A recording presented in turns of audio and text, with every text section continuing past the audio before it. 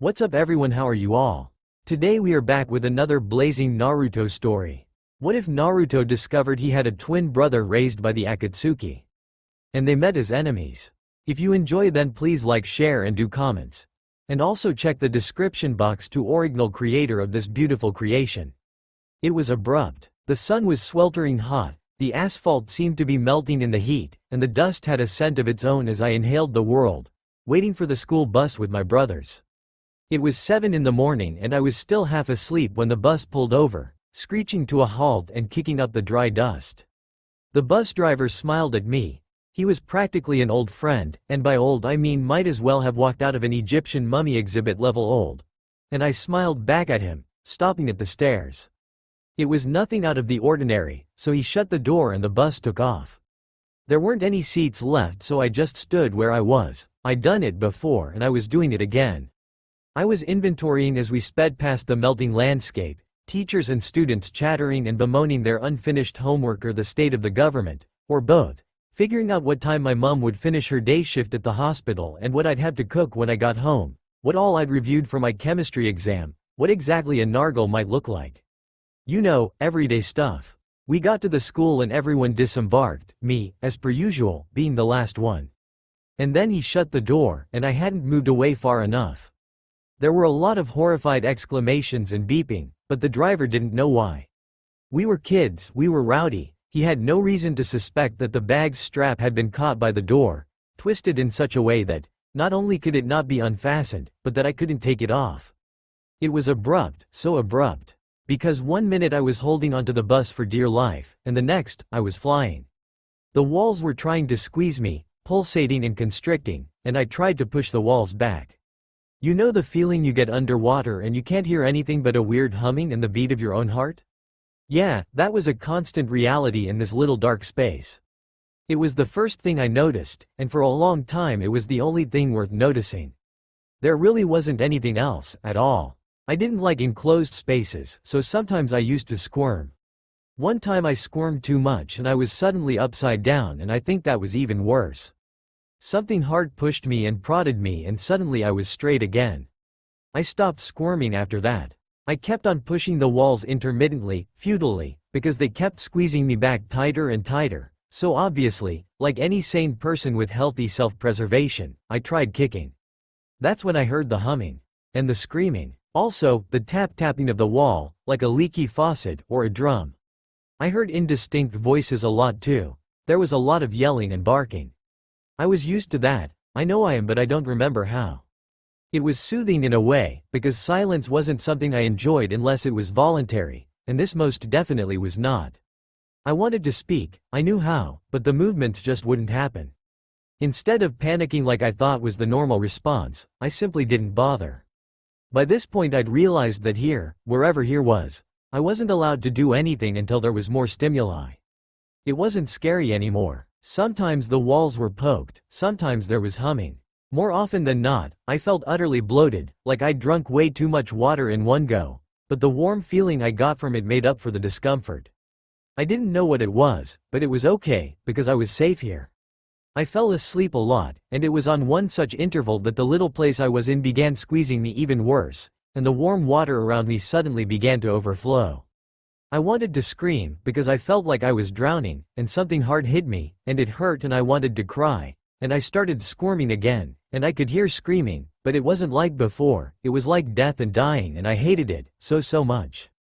The feeling lasted a lot longer than I cared for it to, and then there was a flood of green warmth, and I felt sleepy again, and the hurt vanished and I didn't want to scream or cry anymore. I fell in love with that green. Another long while passed, but not as long as the before. The green warmth flooded me again, and I wanted to smile or laugh, but just like crying, I couldn't. I wanted to reach out and grab it, but I couldn't, and this time, I wasn't ready to sit there docilely and let it escape. I began kicking and squirming and doing all sorts of complicated yoga poses, and the walls, not something that would take abuse lying down, proceeded to treat me like toothpaste and squeezed. The green warmth touched my head, and then pulled, helping me escape the walls, and then, like breaking the surface of the ocean after a near-drowning experience, I breathed. I was so focused on breathing, everything else stopped mattering. All that mattered was in, out, in, out, in, out, in, out. It had been such a long time since I could breathe, and only now did I wonder how I'd survived without doing it. Then someone slapped me, and I flinched, startled. I didn't cry, because I never did, and it's not like it hurt much. Then I heard voices clearly, without it sounding like I had a bubble around my brain for the first time in forever, and I wanted to smile, but I couldn't. You wouldn't believe how hard I tried, but I just couldn't. It was scary, but not too scary. I opened my eyes and everything was a blur, but that was all right because all someone had to do was hand me my glasses and I'd be able to see. Still the voices talked, and then someone held me, carried me and plopped me on a bed. The walls weren't there anymore, and for that I was grateful. I was tired, so I went to sleep. You know that little instant just before you go to sleep, and you've got the tail end of a thought, a very important one, and you know you're going to forget it in the morning. Just before I really fell asleep, my nose picked up something that smelled a lot like when Mum left the oven on and the apple pie was burned to a crisp. Like the wood we burned outside when we went to the family home in the winter, like the chemistry practicals to make orange liquids. Sulfur, smoke, ash. I fell asleep before I could think anymore. The next time I felt awake enough to do anything except whimper and groan because I was hungry.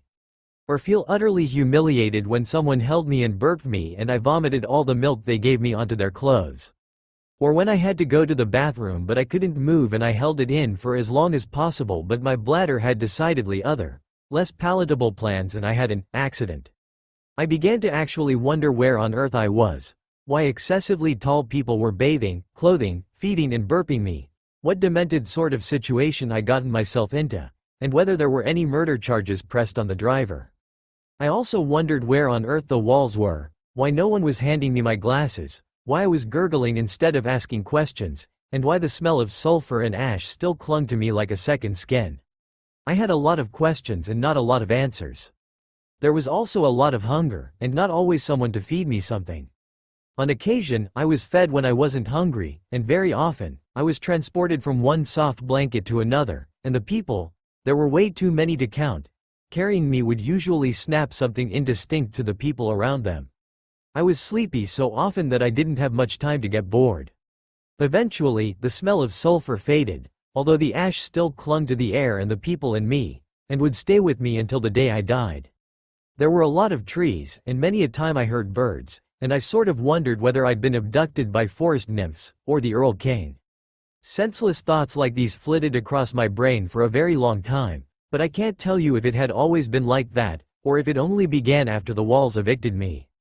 I'd never once thought I died, because there was never a time I couldn't remember, except for when I was asleep.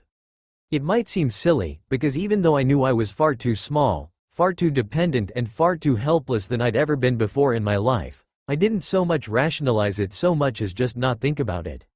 I wasn't in denial, I was just really sleepy. All the time. I was in the same place now, I could tell. And by same place I mean I hadn't been moved to a different location for a while now, longer than ever before. There were always strange colored blobs coming in and taking care of me, and I appreciated it, I really did, because I'd always thought it would be brilliant if someone else could wash my hair for me, and this was just an extension of that. I think, with all that, it took a surprisingly long time for me to realize that I was a baby. More importantly, a baby that apparently didn't have any parents because not once had I seen the same people take care of me. Or, well, blobs.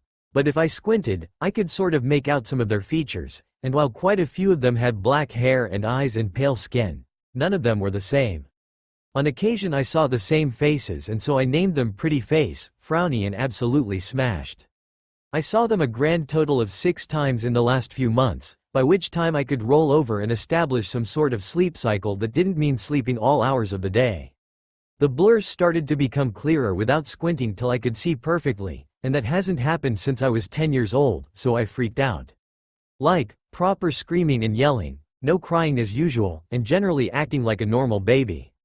Pretty Face and Absolutely Smashed came rushing into my nursery and began panicking, but by then I'd already calmed down. Not a lot scared me because my personality was far too laid back to take much seriously, and I was used to not crying because of, not only the ideals I was raised with, but also because of the fact that I had 2 brothers who depended on me, and while you could argue that that was just me being strong for them, it had simply become a part of my personality. But this clear vision actually made me start thinking, and then I actually tried to listen to what Absolutely Smashed was saying, but I couldn't understand a thing beyond Aglerbali or Bagayefafa, which I was fairly certain wasn't a word. For the first time since Green Warmth, I was scared. I was not okay with being incapable of understanding and moving and smiling and eating solid food and talking and clothing myself. So the consequent amount of effort I put into being able to crawl was far more monumental than anything I'd ever done. I managed it, but I couldn't remember how long it took me or whether it was normal, but judging by the deeper scowl on Frowny's face, I'm assuming it wasn't very normal. Oh well, I'd never cared for other people's opinion of me enough to really be affected by this anyway. Eventually, I began crawling, and then I went exploring like a good indoctrinated servant of Dora the Explorer. And it was hell on my knees until I began to use the warmth around me to lessen the pain. In my forays, I found a mirror, but it was too high up, and so, using my assumed cuteness, I beckoned one of the many interchangeable babysitters towards me and made them pick me up. He had a nice smile and rough hands, but an extremely familiar face, and not one I'd seen since I'd become a baby. I pondered this as he lifted me easily and held me in front of the mirror. I looked and I instantly began cooing because I was absolutely adorable. I had wide black eyes and black hair like many of my babysitters in my past life as well. But unlike the me from before, I had completely pale skin, not even the sign of the slightest tanning, and the most pinchable cheeks ever, with them all soft and round and chubby. I was a pudgy baby, but not horrendously so, and I looked so serious it just made me look cuter. I turned to my human slave and smiled, and I could, and it was awesome because finally I felt like myself. I was a smiler and a laugher. I always laughed and snickered and chuckled and guffawed, and smiling seemed like the first step. I tried laughing at his cooing face, but it just came out like very amused gurgling. Still, progress is progress, right? I've lately taken to pointing at things and tilting my head in a questioning manner to get lackey number one to slowly enunciate every syllable of what it was in whatever language these people spoke.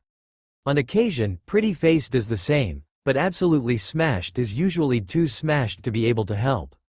Frowny just grunts a lot and seems to despise existence, but he still sits next to my crib whenever he's around, and I sort of find that really sweet. He clearly enjoys it when I babble to him, and I'm currently in the middle of recounting the Goblet of Fire to him in English, but he obviously thinks I'm being an unintelligible baby, so we both have fun.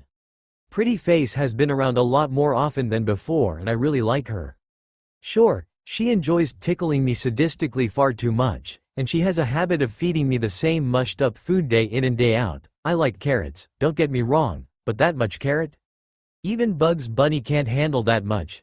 And she tugs my hair when she's combing it, but other than that, she's awesome. It's a pity she smells of sulfur and metal, because otherwise she would be my favorite babysitter.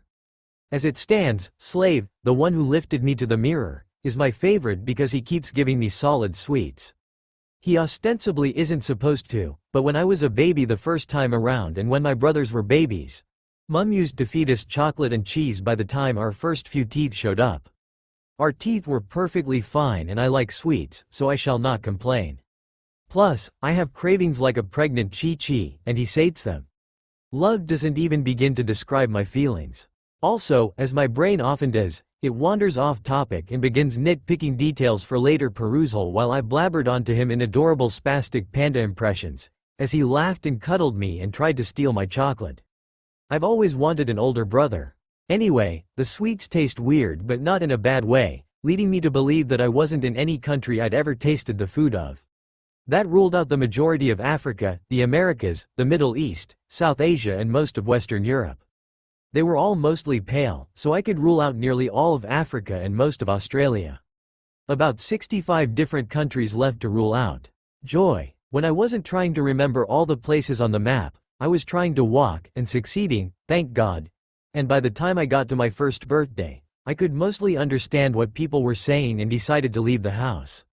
Which was easier said than done because my multiple babysitters, that took care of me in 2s and 3s, seemed to always know when I was trying to escape, and while I loved Yellow Eyes number 4 and Idiot number 21, I kicked, pinched and screeched as hard as I could because I wanted to go outside. Back in my old home, my dad had to force me to leave the house because I did nothing but sit inside and read. Which is also coincidentally the reason I wore glasses. Here, I wanted to see the outside, Look outside the window and smell fresh air. But the windows in this house were rarely opened and I wasn't allowed to go near them, let alone gesture for them to lift me towards them.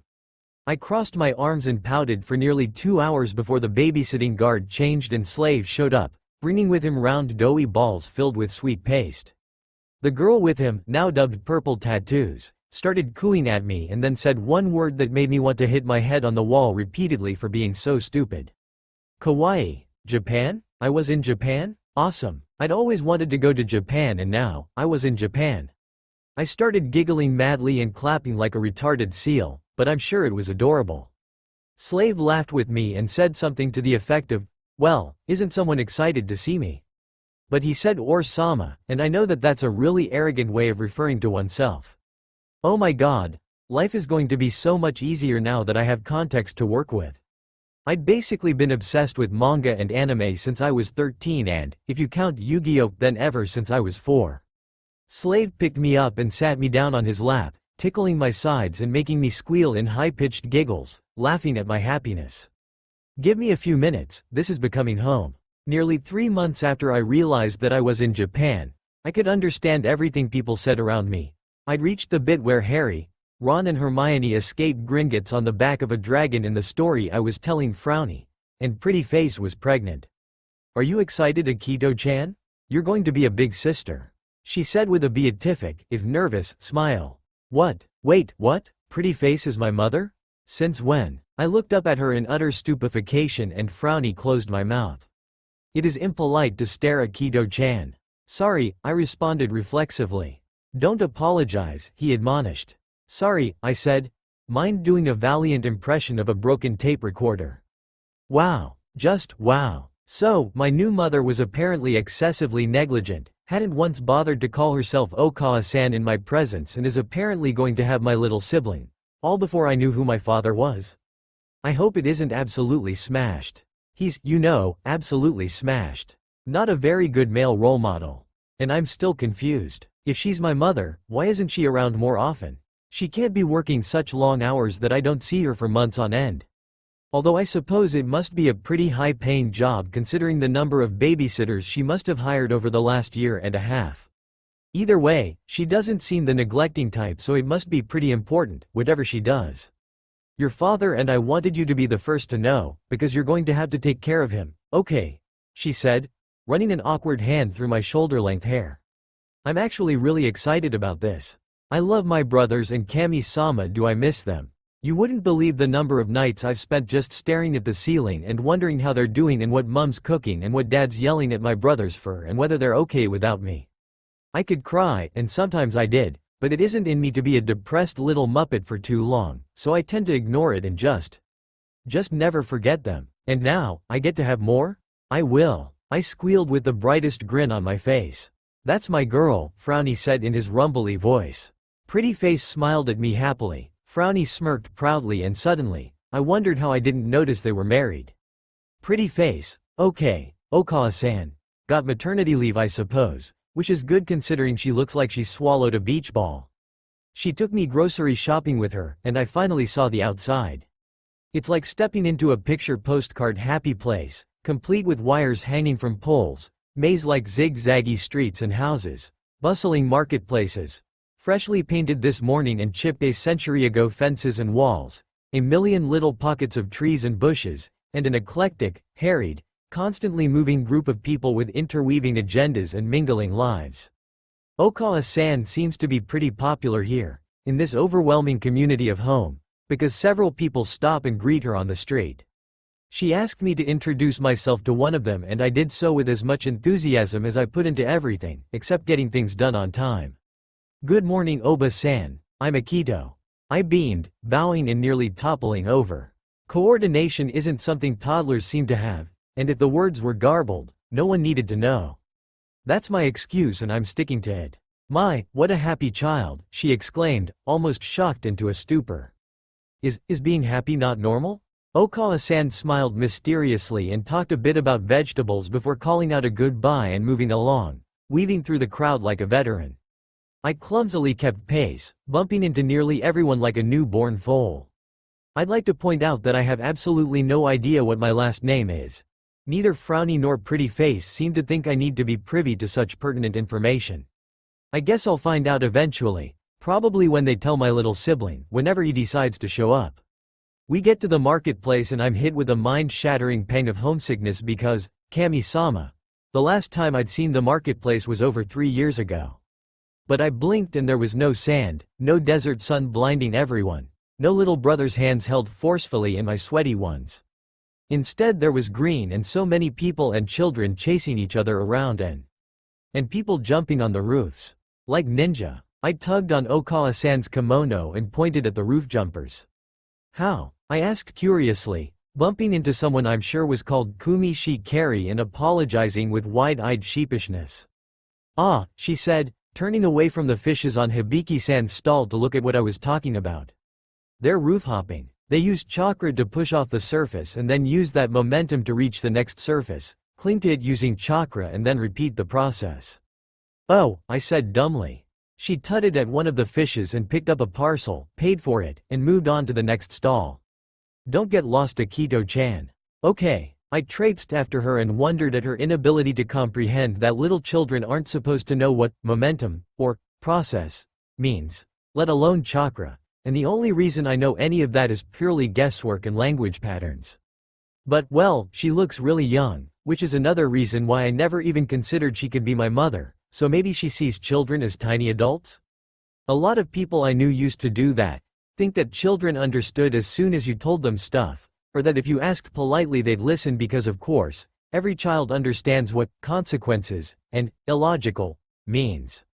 Idiots. Regardless, I suppose I should be grateful I was obsessed with Naruto or I'd never know what chakra means. Miko-chan, a loud voice exclaimed. You look like a whale. A beautiful red-haired woman appeared out of nowhere and nearly startled me, because I had 2 brothers who loved trying to scare me and I was immune to these kinds of things. Kushina-chan, Okawa-san smiled. I thought you were still at the border? Kushina waved away her words dismissively.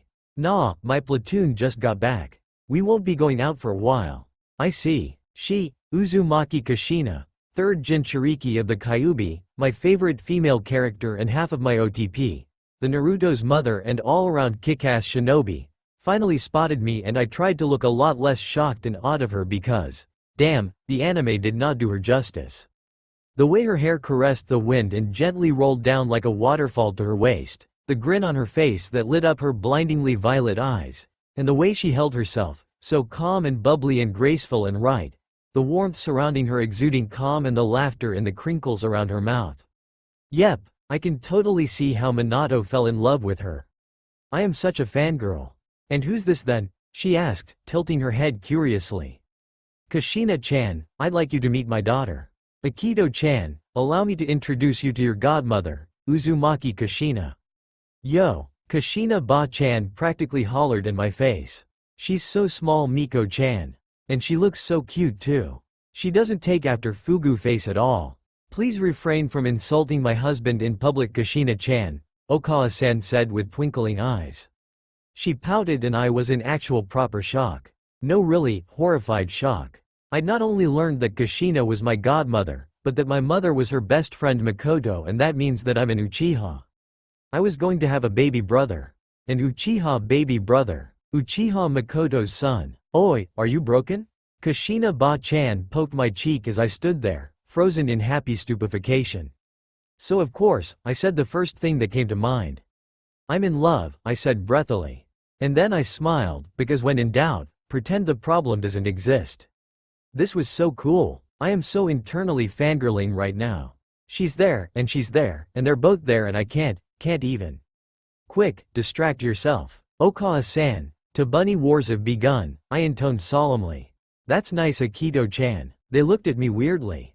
My job here is done. Kushina-ba-chan then laughed, and it was like the sun was shining brighter. And no, I'm not biased. What are you looking at? I like you, kid. I'll come visit sometime. After all, I am your godmother. I nodded and grinned widely. Bye-bye, Kushina-ba-chan. I chirped, waving wildly and completely without dignity. Okawa-san had to clear her throat to remind me that there was a time and place to fangirl, and outside my room in broad daylight was neither the time nor the place. We walked away, and Okawa-san began buying cooking supplies left, right and center. She bought enough to feed an army and then some, and then says it should be enough for a couple of days. Wow. Just wow. We went back home and I helped her put the stuff away. Keep in mind I am a 1.5-year-old, so the amount of helping I could do was limited to moving the plastic bag so that Okawa-san had easier access to the stuff inside.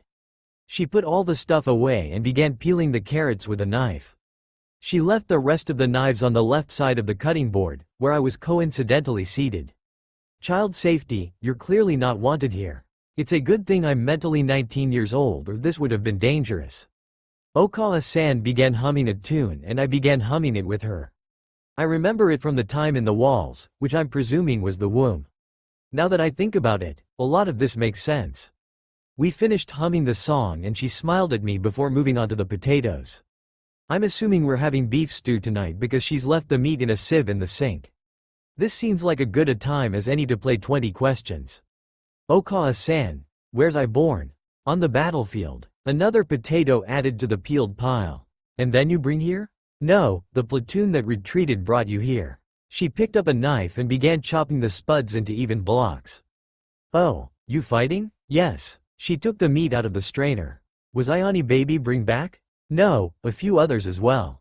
2 of them are your cousins. She continued chopping and the sound soon faded into the background as I sat down and thought. Okawa-san wasn't like any mother from my old home, my old world. She left knives around toddlers. She'd obviously been in battle while pregnant. I remember the hurt back in the womb and I wonder if I nearly died that day. And didn't even seem to mildly care that she'd practically abandoned me for the first year of my life. I was strangely okay with this.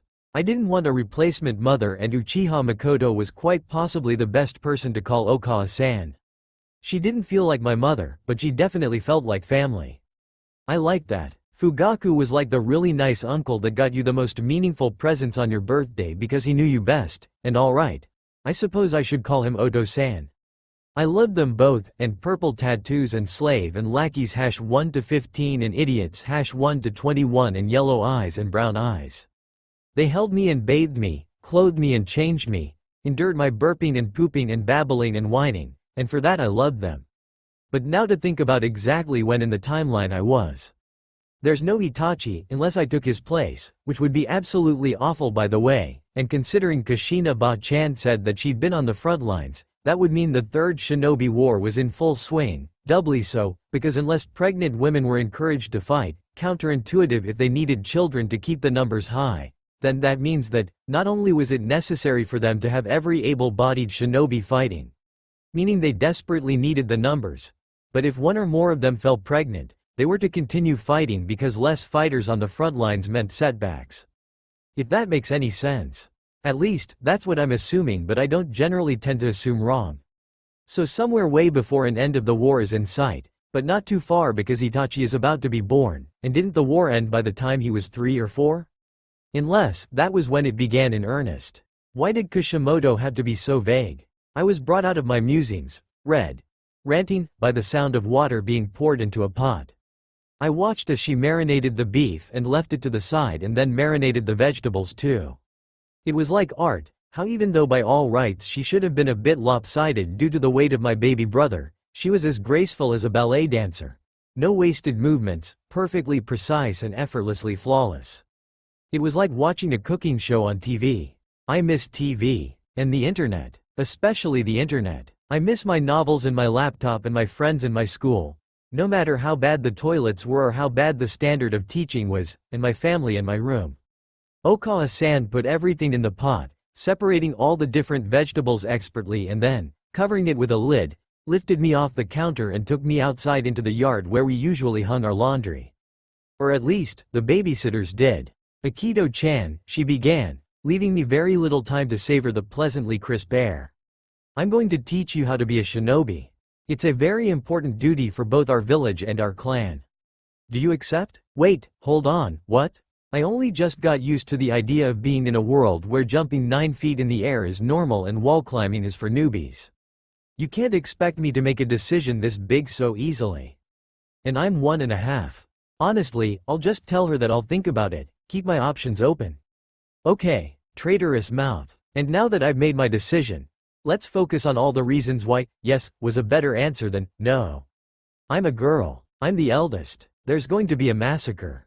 I don't want to be helpless. I want respect. I want that headband. I like the idea of breathing fire. I want to do those crazy acrobatics. But then there's the whole problem with being a shinobi. I actually have to work for it. There will always be someone stronger than me. I'll have to kill. I might go insane. Oh well, too late to back out now. And hey, I've always performed better under pressure anyway. What's more like a pressure cooker than being a shinobi? Good, she said with a nod, face minutely relaxing. I expected as much. We'll begin with some simple stretches and then I'll teach you to dance. I started, ready to remind her that I'm only a toddler and therefore won't have any coordination. Is there a problem? She asked with a raised eyebrow, and I decided that, you know what? Sometimes, there's no way to argue with people. I graciously accepted defeat. Craziness wins once more. None. Let's do this. Dancing is useful for a lot of things like balance, flexibility, speed and espionage, in the obviously likely event I have to perform the flamenco for a massive audience. I had to keep reminding myself this as my limbs became more rebellious than Russia in 1917. We stretched and she danced, she corrected me and I stumbled multiple times, what with being 1.5 and all that. My arms and legs were pudgy and stubby. Toddlers aren't supposed to have coordination, and not to mention, while I wasn't a clumsy graceless leprechaun in my old world, I was never flexible or fast. She sighed at my inability to compete with her intrinsic grace, so I shall now contemplate seppuku. Or, try again later when the warmth around me isn't working overtime to fix all the pulled muscles, or at least, the ones I can feel. There's bound to be some that I'll miss. Now that I think about it, I've been doing that ever since I could crawl, using this warmth inside to heal myself. I suppose this would be chakra, right? So redirecting it works as a kind of cushion or a really fast-acting salve, I suppose. Bears further reading. And by further reading, I mean being able to read at all. As if reading my mind, Okawa-san lifted me up and carried me inside the house. She set me down on the sitting mat and went off, fetching a mini blackboard sort of thing and a box of chalk. What are you doing? I asked curiously. Instead of answering like any normal person, she neatly drew what I'm assuming is hiragana because it looked familiar and pronounced the letter. Then she made me draw it out too. The squiggles and giggles that ensued were both an exercise in humiliation, curse you stubby fingers, and a fun mother-daughter bonding session. The stew was ready by the time we finished the vowel row, and by finished, I mean we both gave up, and she cleared away the chalk powder and the mini blackboard, brought the pot to the table, brought bowls and chopsticks and then proceeded to teach me how to use them. My fingers ached by this point and no amount of chakra rechanneling could get rid of all of the pain. Okawa-san then stuffed a napkin in my frock collar and fed me the soft vegetables and then helped me drink the soup. 'Twas yummy. Insert satisfied smirk here. For the next few weeks or so, Okawa-san taught me an entire dance sequence and, while I knew the steps, I could barely stumble through them. She took me grocery shopping twice every week, because we actually did eat a lot, not that I'm complaining. I mean, she must know what she's doing right. She's a kunoichi. That implies a certain level of knowledge for how much we're supposed to eat. I can only assume it has something to do with our chakra, and how it must metabolize food faster. As I understood it, chakra was energy, so fuel, right? At least, that's how I've rationalized it, and I can't really ask because no one I know eats any less, so maybe everyone in this world eats a lot? I cannot wait until I can read. I think we've gotten through the 46 hiragana characters, although I keep mixing up the ne and the mi. And the entire ga and ya row are such a hassle to remember. And I still can't really draw any of them, what with still being a toddler and all. Oh well, practice makes perfect, right? Right? We've gone over some kanji as well, and I can write my full name and introduce myself, although the legibility of it is most definitely in question, because while I know what I'm writing, not everyone does. Case in point, Okawa-san keeps hitting me with her decorative fan. I didn't ask you to reproduce chicken scratch, Akito-chan, she chastised mildly, not really expecting more out of me, but teaching me anyway because, presumably, she has no idea what else to do. Sorry, I said, and Uchiha doesn't apologize. Sorry. It's getting warmer now, and the last time the weather was mild and cozy, I'd just begun crawling. Progress. I can run without falling flat on my face 90% of the time now, and I never thought I'd be excited by this. I hated running before, but now I can't get enough of it. I still fall down a lot, but sacrifices must needs be made. When we go to the marketplace I run around like a mad puppy, tripping all over the place, bumping into around a dozen people and apologizing loudly. I love every minute of it. It was on one such running spree that I bumped into the most awesome character in the entire series, and no, I am absolutely not biased. What are you looking at? Namikaze Minato, Yondaime Hokage, fastest shinobi alive, at least up until everyone was about as powerful as Hashirama by the tail end of the series. And I never really paid attention after Naruto showed up to save the day in the Fourth War, and the best Hokage ever. That isn't bias. You know it's true. Hashirama had a gambling problem, Tobirama was discrimination personified, Hiruzen was a closet pervert, as Naruto so aptly put it. And Tsunade was a drunk gambler. But anyway, it doesn't matter because the minute I saw him I hugged him. Yes, completely irrational, but he's my favorite character of all time. I'm allowed to fangirl just a little bit, right? Taking it in stride like the awesome human being he is, he smiled and said, "And who do we have here?" "Uchiha Akito, awesome-sama." I replied promptly, eyes sparkling and grin threatening to split my face in two. He looked bemused but still so nice and warm and like sunshine. "Kushina-chan told you about me, I'm assuming." "Nope." "Then why are you hugging me?" he asked, now really confused and just a tad bit worried about my stranger danger senses. "'Cause you're awesome," I informed him, as though it was the most obvious thing in the world, which it so totally is. "I see." He chuckled a bit and then detached me from him. I looked at him and smiled excessively happily and he smiled back. "Well, Akito-chan, I'm Namikaze Minato and it is a pleasure to meet you." He gave me a little bow and I bowed back, far deeper than his. "Me too, awesome-sama. What are you doing out here all alone?" he asked, concerned but not overly concerned. "Okawa-san's buyin' fish at Hibiki-san's stall. I'm bein' a child and scapping while I still have the chance." "Do you like fish?" Yes I do. Your vocabulary is really good for a 2-year-old. "Thank you, awesome-sama. Just Minato-san is fine." "How do you know Kushina-ba-chan?" I asked, head tilting. Best not raise any undue suspicions. He turned a very fetching shade of pink as he squeaked, we're friendly acquaintances." I nodded sagely. "So you're in love." I take it back. Red suits him better. "What? Maybe?" Much spluttering ensued. "Ooh, can I come to the wedding?" I asked excitedly. Better secure my invitation now. These kinds of events sell out pretty fast, after all. "Yes, that makes perfect sense." "Shush. You make such a cute couple and where did you get the idea for marriage from?" "Think fast, you can't." "Oi Minato, are you hitting on my cute goddaughter?" We both turn around at that loud voice and come face to face with the other half of the cutest couple in existence. I am definitely not biased. Obviously. He started fidgeting with the hem of his sleeves as he stuttered, "Kate Kushina-chan." "No, I wasn't, we were just talking." "About?" she asked, narrowing her eyes at his twitching form suspiciously. "How I'm too young to thinkin' about marriage 'cause I'm not mentally prepared for all the problems would catalyze." I nodded, trying to make my words seem more credible than my squeaky voice would allow. Kushina-ba-chan and Minato-sama just kind of froze for a second. "Yes, that. We were definitely talking about that." "I'm glad you've taken it to heart, Akito-chan," Minato-sama recovered, pretending rather obviously that what I'd said hadn't caught him completely by surprise. "Well, you said it, Minato-sama, and everything you say is true." I cheered, smiling even brighter as Kushina-ba-chan glared at him and yelled, "What lies have you been feeding here, you idiot?" Minato-sama protested weakly and she hit him over the head. Young love, I feel like a matchmaking grandma. Oh well. As I watched Minato-sama become redder and redder with each passing second in Kushina-ba-chan's presence, and her hair get wilder and wilder until they were standing on end. I wish I could do that with my hair. "It looks so cool," Okawa-san decided to intervene. I know for a fact Okawa-san doesn't worry about where I wander off to because she always knows exactly where I am. It may not be because she's a censor, though I don't know whether she is for sure, or because she has the Sharingan, which I haven't seen her use, but two of my aunts were discussing something and it came up, so I know she has it. Or just good old-fashioned mother's intuition?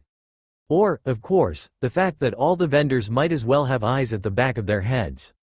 Point is, I never worried that I'd get lost because, barring the fact that I was 18 before my tragically ridiculous end and thus actually knew how to find my way back home, Okawa-san always came to find me. "Having another lover's spat, are we?" she said with sarcastic playfulness. "Miko-chan," Kushina Ba-chan exclaimed indignantly, her face trying valiantly to match her hair. "I was defending your daughter from this idiot's brainwashing and I don't even get a thank you." Okawa-san quirked an eyebrow and said casually, "Is that what you were doing? It looks more like you just wanted a one-on-one with Minato-kun, if you know what I mean." They both spluttered. "Have I mentioned how awesome Okawa-san is? You wouldn't think she had a sense of humor, what with her being an Uchiha and everything. But then she comes up with things like this and I have my faith in the clan restored." Kushina Ba-chan finally managed "That's not how it is at all." "So, this isn't a result of repressed UAL frustration?" she asked innocently. "Miko-chan." Kushina Ba-chan looked scandalized. Minato-sama may or may not have been going into cardiac arrest. This lovely conversation ended with Okawa-san somehow getting both of them to come to our house for dinner and with Minato-sama to carry the groceries. Kushina Ba-chan let me ride on her shoulders, and it was epic. We entered the Uchiha compound, which isn't so much a compound as it is a lot of houses with connecting back gardens and shared yards. The houses are just as haphazardly built as all the rest of Konoha, but generally, the front lawns are neater and the porches are usually swept. You could say that the clan has a shared OCD for keeping everything ordered and neat, but that doesn't mean they're organized. Structured chaos best describes the Uchiha compound, and the Uchiha that dwell within it reflect this. We're a fiery bunch neck-deep in traditions and obsessed with our passions. You could call us pyromaniacal nerds with dignity. I look at this clan. Those cousins or nephews of mine that are throwing mud balls at each other. Those nieces or cousins that are gossiping around the curb about the latest hotshot at the academy. The uncles and aunts having a lover's tiff or a nice walk to celebrate another year of bearing each other's idiosyncrasies. The grandmas lolling on the porch and moaning about the heat. And I wonder how things could go so horribly wrong that a 13-year-old had to kill them all. And then I shrug it off because it hasn't happened yet, but I put a sticky note about it on my things to plot about board at the back of my mind. I tried keeping up with what these three delightful humans with me were talking about, but it was fairly obvious that I'm not going to get anywhere. Inside jokes are hard to understand when you're not a part of them. So I tuned out and began waving enthusiastically at all the cousins, aunts, uncles, nephews, nieces, grandmas and grandpas I came across. They invariably replied with, if not equal fervor, then at least comparable spirit. Okawa-san is the clan head's wife, so she has a duty to have what I call meet and greet sessions with most if not all the families that Oto-san is representing. I like to tag along on these forays into my extended family's domain, and I absolutely adore being young again because I can talk like a kid, babble if I must, and I actually have the energy to play with 2 to 7-year-olds, something I'd lacked as a teenager no matter how much I enjoyed it. I love children. My main goal in life was to get a stable, well-paying job, get married and have 3 children. In the meantime, any and all children that I could play with, I did. I preferred spending time with children to people my age. I mean when I was 18, not now obviously, so maybe that's why being a kid came so easily to me. I'll bet most people would find this entire thing a bit jarring, but really, I'd spent the majority of my first year sleeping and eating. By the time I actually realized I was in a world filled with shinobi and bad parenting, I was already used to it. I mourned, yes, but I am very good at compartmentalizing. Not to say that one day I might not burst, but I've generally found that screaming loudly in my pillow tends to take the edge off the pain. Therapists? Who needs them when I've got a fluffy blanket and sweets a la slave? When we reached the house, Minato-sama and Okawa-san put away the groceries as Kushina Ba-chan sets the table. Being as useful as PTS Sakura, I do absolutely nothing but stand there and applaud her hard work. Loudly, "Go Kushina Ba-chan, you show those cups who's boss," I hollered, clapping like a retarded seal. "Pipe down shrimp, you make it sound like I'm having a spar with him," she yelled back, embarrassed. "You'd win," I said, with complete faith in her. "The cups have got nothing on you. What exactly are you smoking?" I giggled infectiously and then tried for a serious monotone. Don't worry, the crazy's not contagious. At least, we think so. I twitched and she held her breath, and then we both burst into uncontrollable laughter for no reason at all. The best kind of laughter, in my opinion. Okawa-san had apparently shooed Minato-sama out of the kitchen and he joined us in our insanity. It was awesome. We went from talking about the merits of twin braids as opposed to the significance of logic versus the awesome powers of Anmitsu and, of course, the inevitable, ramen is actually Kami-sama. Debate that, judging by Minato-sama's long-suffering sigh, is a long exhausted and frequently brought up argument. I loved every minute of it. Slowly, the 2D characters became real people, and I pinched myself because this seemed like a really outlandish dream all of a sudden. Before I could do any more damage to myself, Okawa-san called both of them to help her carry the serving dishes, and then we all sat down to the most amazing smelling meal I've ever sat down to. Okawa-san excused herself in the middle of eating, presumably to go to the bathroom, something she's been doing a lot more frequently lately. Looks like baby Itachi is pushing down on her bladder. The meal was light, fluffy and fun. They should come to eat with us more often. They said their goodbyes, with a lot of blushing on Minato-sama's part, denial on Kushina Ba-chan's side and evil smirks of mirth from Okawa-san. With a last hair ruffle from the tall blonde man and a hug from Kushina Ba-chan, they left. Okawa-san cleaned up tiredly. I think we'll skip today's physical training, Akito-chan. She cracked her neck as she put away the last plate. Your little sibling is making me very tired. Okay, Okawa-san, I smiled, toddling away to get the mini blackboard and the box of chalk as she sat herself down. As I wrote down the hiragana she called out laconically, I asked, Okawa-san decided on name for baby? She blinked. If it's a boy, Shujin-sama gets to decide. If it's a girl, I do. Did you name me? No, he did. She tapped my head with her decorative fan. Your lines are getting sloppier than usual. Concentrate. A lull in the conversation and then, when I finally wrote the kanji for Geki, to her satisfaction, I asked, if you name the girls, why'd Oto-san name me? It isn't about gender. She stretched a bit, adjusting her position. Eldest boy and girl he gets to name. I can name the spares. I tripped over one of the lines at the east nature of this revelation, but Okawa-san tapped me with her decorative fan again. That's not fair, I said, frowning sadly. Her eyes grew sad and she smiled at me tiredly, sighing, life rarely ever is. Okawa-san is 18 years old. Her eyes are ancient. I worry about her. Okawa-san had to have a checkup at the hospital today and she decided to take me with her. This isn't the first time she's had one, but this is the first time she's taken me with her. Usually she just leaves me with Slave, who I've recently found out, through the powers of deductive reasoning and shameless false advertising, is related to me. And when he's not available, one of our numerous relatives. It helps that I have good face name recognition because there are a lot of them and heaven forbid a 2-year-old forgets the uncle 7 times removed that she's only ever met once in a large setting of people. Yes, pride is a very conceivable downfall here. Wounded prides are not something I want to have to deal with. Anyway, this is the first time, so I'm excited. I practically grew up around hospitals in my old life, not because I or anyone close to me was chronically sick, but because mom and dad were both doctors. Nurses used to babysit me when I was a baby the first time around and the maternity ward used to be my favorite place to go. It was a bit like going home. The Konoha Bayan was a large white building with burnt orange balconies, the kanji for healing, ishi, decorating the top entrance.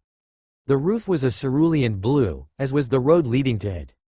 It was strangely self-conscious, in that it stood stark white against a volley of bright colors and noises. There were scores of people to bump into as Okawa-san expertly weaved through the throng, and I was so focused on not touching any potentially infectious people that I walked straight into projectile blood, coughed out of a dying young man of 20. Kaso-kun. A pretty young girl wailed, her arm bent at an odd angle as she clutched at his shudder-racked body, gray eyes wide with helpless anger. Someone, a murmuring voice called somewhere to my left, someone, please, my wife's alone, she's. Mirai, hacking coughs and crying children, blood splattering my clothes and vomit covering the sun-dappled grass, scabs and metal-wedged torsos, rashes and skin lesions erupting as I stood and watched. And that was just the outside.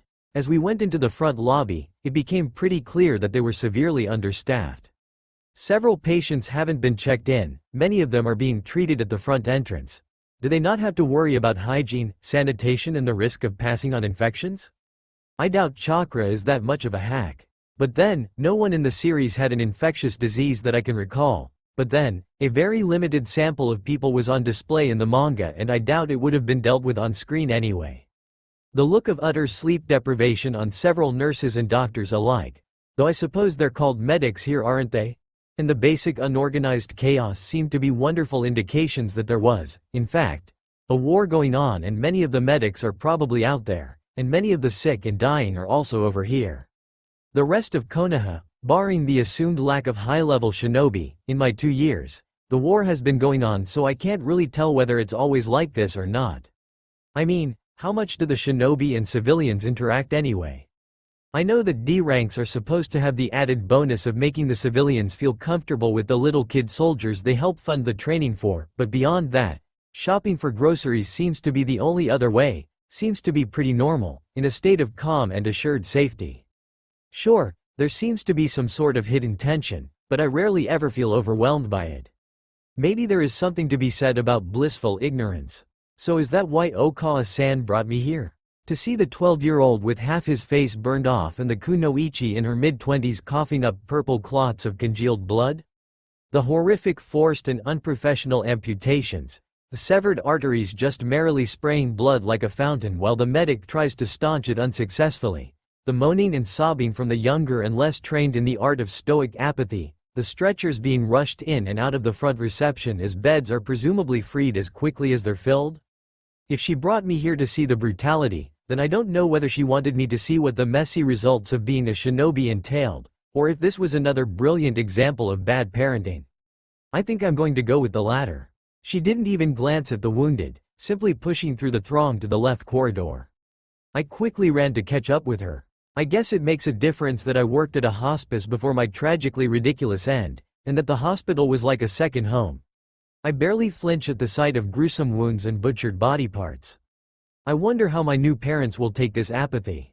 Okawa-san probably won't notice it's abnormal for a 2-year-old. She's hopeless like that. No wonder both Uchiha brothers grew up to be so emotionally stunted. I guess this also explains why Sasuke was so attached to Itachi in the first place. He was probably the only one who truly treated him like he was a kid. Odo-san though, I guess I haven't spent enough time with him to really be able to make a judgment call. Oh well, I probably only have to wait a couple more years till he's around more often anyway. Don't fall behind, Akito-chan, Okawa-san called, presumably realizing that I'd slowed down as I peered curiously into one of the rooms, seeing a woman in her 30s slumped tiredly on her bed. Coming, I replied, instead going into the room and sitting next to the old woman. She looked at me, some of the blankness in her eyes fading as I smiled brightly at her. Good afternoon, Obaa-san. How are you doing today? Dratted lisp. Must fix. She didn't seem to know what to make of me, but that's alright, not many people do. I'm dying, she said slowly, both as if to confirm for herself the truth of her words, and because she thought I was crazy. Everyone's dying, I replied, nodding sagely. But you're alive now, nay? The woman looked at me wearily, sighing. I wish I died out there. This waiting game isn't my style. My smile saddened, but I still kept it up. Isn't it strange that, even though this world and my world are nothing alike, the dying are still fed up with being alive? I guess it isn't so strange, but to have death, something that I figured would be the one thing that was different, if nothing else, be the same, it just makes you realize all over again that we're all human, chakra or not. It made living here more bearable, that much I can tell you. Hang in there, I said, holding her weathered hand. It was a mark of how done she was, how spent she was, that she didn't even flinch as I invaded her personal space. Whatever happens, happens. I don't know who I was comforting when I said that, her or me. I guess I wanted to believe that living matters. She grumbled, but didn't pull her hand away from mine. I'd later find out that she died alone. I hope I don't die alone. I hope I don't stop believing that living matters. After Okawa-san collected me from my detour with an exasperated fond tilt of her head, realized that I was splattered with someone's coughed up blood and proceeded to wash me up in the hospital toilets, and we were 15 minutes late for the appointment, we speed walked down the correct corridor. There were several unlabeled doors, many of them closed firmly and very few slightly ajar. There was an overwhelming scent of antiseptic and lemons. The cleaning products used probably have a lemon scent. But even more overpowering was the green warmth humming everywhere. I'd always thought chakra, if I could feel it, would be either itchy or unyielding. Uncomfortable because I was used to not having it and something unknown, therefore scary. But if I think about it logically, it makes sense that I barely noticed it at all and unconsciously began using it. The chakra coils develop right from when the baby is still in the womb, which is the earliest I remember feeling the warmth. It's everywhere, all over the place, including inside me. It's warm and it's mine. Why wouldn't I find comfort in its presence? The green chakra though, it's special. It was the first tangible comfort I'd ever had here. It had gotten rid of the hurt and it had helped me escape the walls, so to feel it thrumming everywhere was brilliant. Also, I guess the antiseptic smell reminds me of home. It was I think then that I decided I was going to become a medic nin. Okawa-san pushed through the gynecologist reception area and was being led by a blue-clothed medic to a room with a plaque reading, Higane Mitabi. That last name seems somewhat familiar. Isn't that one of the gate guards or something? Uchiha-sama, he greeted with a bow. We've been a bit bogged down, but please, come in and we'll get your checkup done. He had dark green hair and light purple narrowed eyes, pale skin and a very firm mouth. Strict, professional and with the common resting bitch face that seems to transcend worlds in the healthcare profession. I smiled at him and he twitched his lips upwards a bit, and his whole face value improved. Thank you for your time Higane-sensei, Okawa-san said cordially, deigning not to acknowledge that we were late. I hope you don't mind my daughter's presence. She has been very anxious about the baby and I thought she could benefit from this experience. Not at all Uchiha-sama, he replied, taking a cursory glance at me and dismissing me as a non-threat. Okay, so maybe I'd been asking far more questions than was strictly appropriate about her nutritional intake and how it would affect baby Itachi, and so maybe I was being extremely invasive when asking about how often she'd be around for the baby, whether she'd simply hire another string of babysitters, if she'd thought about how that would negatively impact my little brother, about baby-proofing the house, how exactly one went about taking care of a baby, the nutritional intake of the baby for its formative years and. So I was concerned. Big deal. But I can see why she brought me here after I spent a kanji session arguing about the pros and cons of boy versus girl in terms of the baby's gender. Higane-sensei rubbed lubricating gel on Okawa-san's uncovered bump and then used a device that should have been a sonogram but was decidedly not. It emitted different frequencies, not of sound but of chakra. There was no monitor on which the baby was displayed, free for the mother to watch it and wonder what on earth she'd gotten herself into. Instead, the expecting parent had to wholly and solely trust the medic to tell the truth, trust them to not irreparably damage the baby, and trust them to not hurt them. I'd always thought shinobi were untrusting trained assassins, so either they actually aren't and that's just a misconception I had, or medics are a lot more trusted than I thought. I'd always wondered why it was so easy for Tsunade to reintegrate herself into the village easily enough to become Hokage after abandoning the village for more than a decade, and I figured there would have been a lot of off-screen politicking, bribery, blackmail and old-fashioned threats of castration involved. But maybe another facet was that she was a medic. Well Uchiha-sama, it seems everything is in order, he said with a perfunctory smile that looked so unnatural on his face. The baby is progressing nicely and there don't seem to be any obvious complications. All in all, a much smoother pregnancy than last time. Thank you Higane-sensei. Okawa-san nodded politely, gathering her things and standing up. Let's go Akito-chan. I got off the stool I'd been given, but while leaving I saw Higane-sensei giving me a contemplating look. So I rose to the occasion. Did the device you used have any side effects? Chakra can be used to both kill and heal, and probing a defenseless baby before it's even completely formed has to be unsafe. How much chakra is considered a safe amount to use? Also, if you had to use different frequencies. But he looked a bit insulted that I was questioning his credibility. Time to backtrack. Then you must know what you're doing. I was just wondering how you did it. It looks really difficult, I said with a disarming smile. His face lightened a bit, not too much obviously, but enough that I didn't feel like I was insulting his very fabric of existence. The device isn't known to have any side effects that have become apparent since its use. It does take a very precise amount of chakra, and it isn't different frequencies we use. Frequencies only apply to light and sound, not chakra. If you want, I could recommend a few books that discuss it. That'd be awesome, thank you. I grinned cheerfully. Okawa-san kept silent through the conversation that ensued about the exact nature of chakra. I think this book would explain it better than I could. And the list of book recommendations he seemed to think a nearly 2-year-old would somehow miraculously retain. Seriously, are kids just insanely smart in this world, or do they really not know the intelligence levels of toddlers? It's lucky I'm nearly 20, because otherwise I don't know how I deal with this insanity. We departed with a thank you and a bow each. Okawa-san simply glided away and I stumbled and ran to keep up. On the way out, I met Purple Tattoos. Akito-chan, she called out in surprise. What are you doing at the hospital? Good morning Oku-san, I said with a bow that nearly toppled me over. Okawa-san had to go to the hospital for a checkup and I got to come along and play bodyguard. She giggled. Oku-san is what I call her because I don't know what her name is, although she looks very familiar, and it's a title for another person's wife. It sort of stuck because I not only needed to call them something, but Slave and Purple Tattoos argue like a married couple. They blushed a lot in the beginning, but I think they secretly like it. How's Donna-san? I asked, having not seen Slave in over a week now. Doing as well as can be expected, she said, with a fond look of long suffering. We're preparing for our genin exams, so I'm trying to get a few extra hours in at the hospital. Wait, you're not genin yet? I asked in surprise. She giggled good-naturedly at my confusion, but I think it was a legitimate concern. I thought babysitting was for genin. Doesn't it class as a D rank? But they've been babysitting me ever since I was 1. Although I suppose that explains why I didn't figure out this was Konoha sooner. None of them, wore Hite 8. I said as much. She hummed in thought, tapping her cheek in contemplation. I guess it was like that during peacetime, but ever since the war started picking up, the genin have to go into intensive training straight after promotion, so we academy students do the D-rank missions. They're good experience and they're relatively safe as well.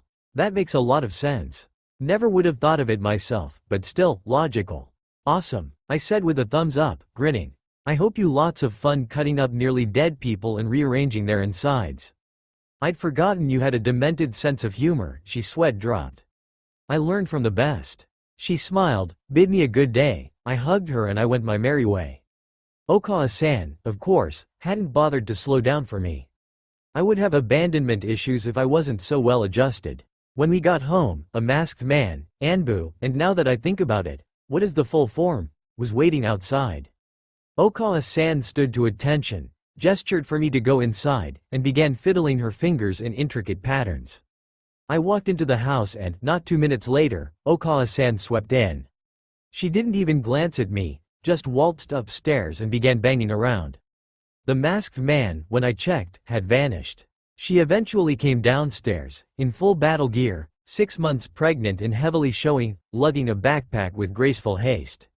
Where are you going, Okawa-san? I asked, in a voice that was more nonchalant than I expected. She started, as if she'd forgotten I was even there.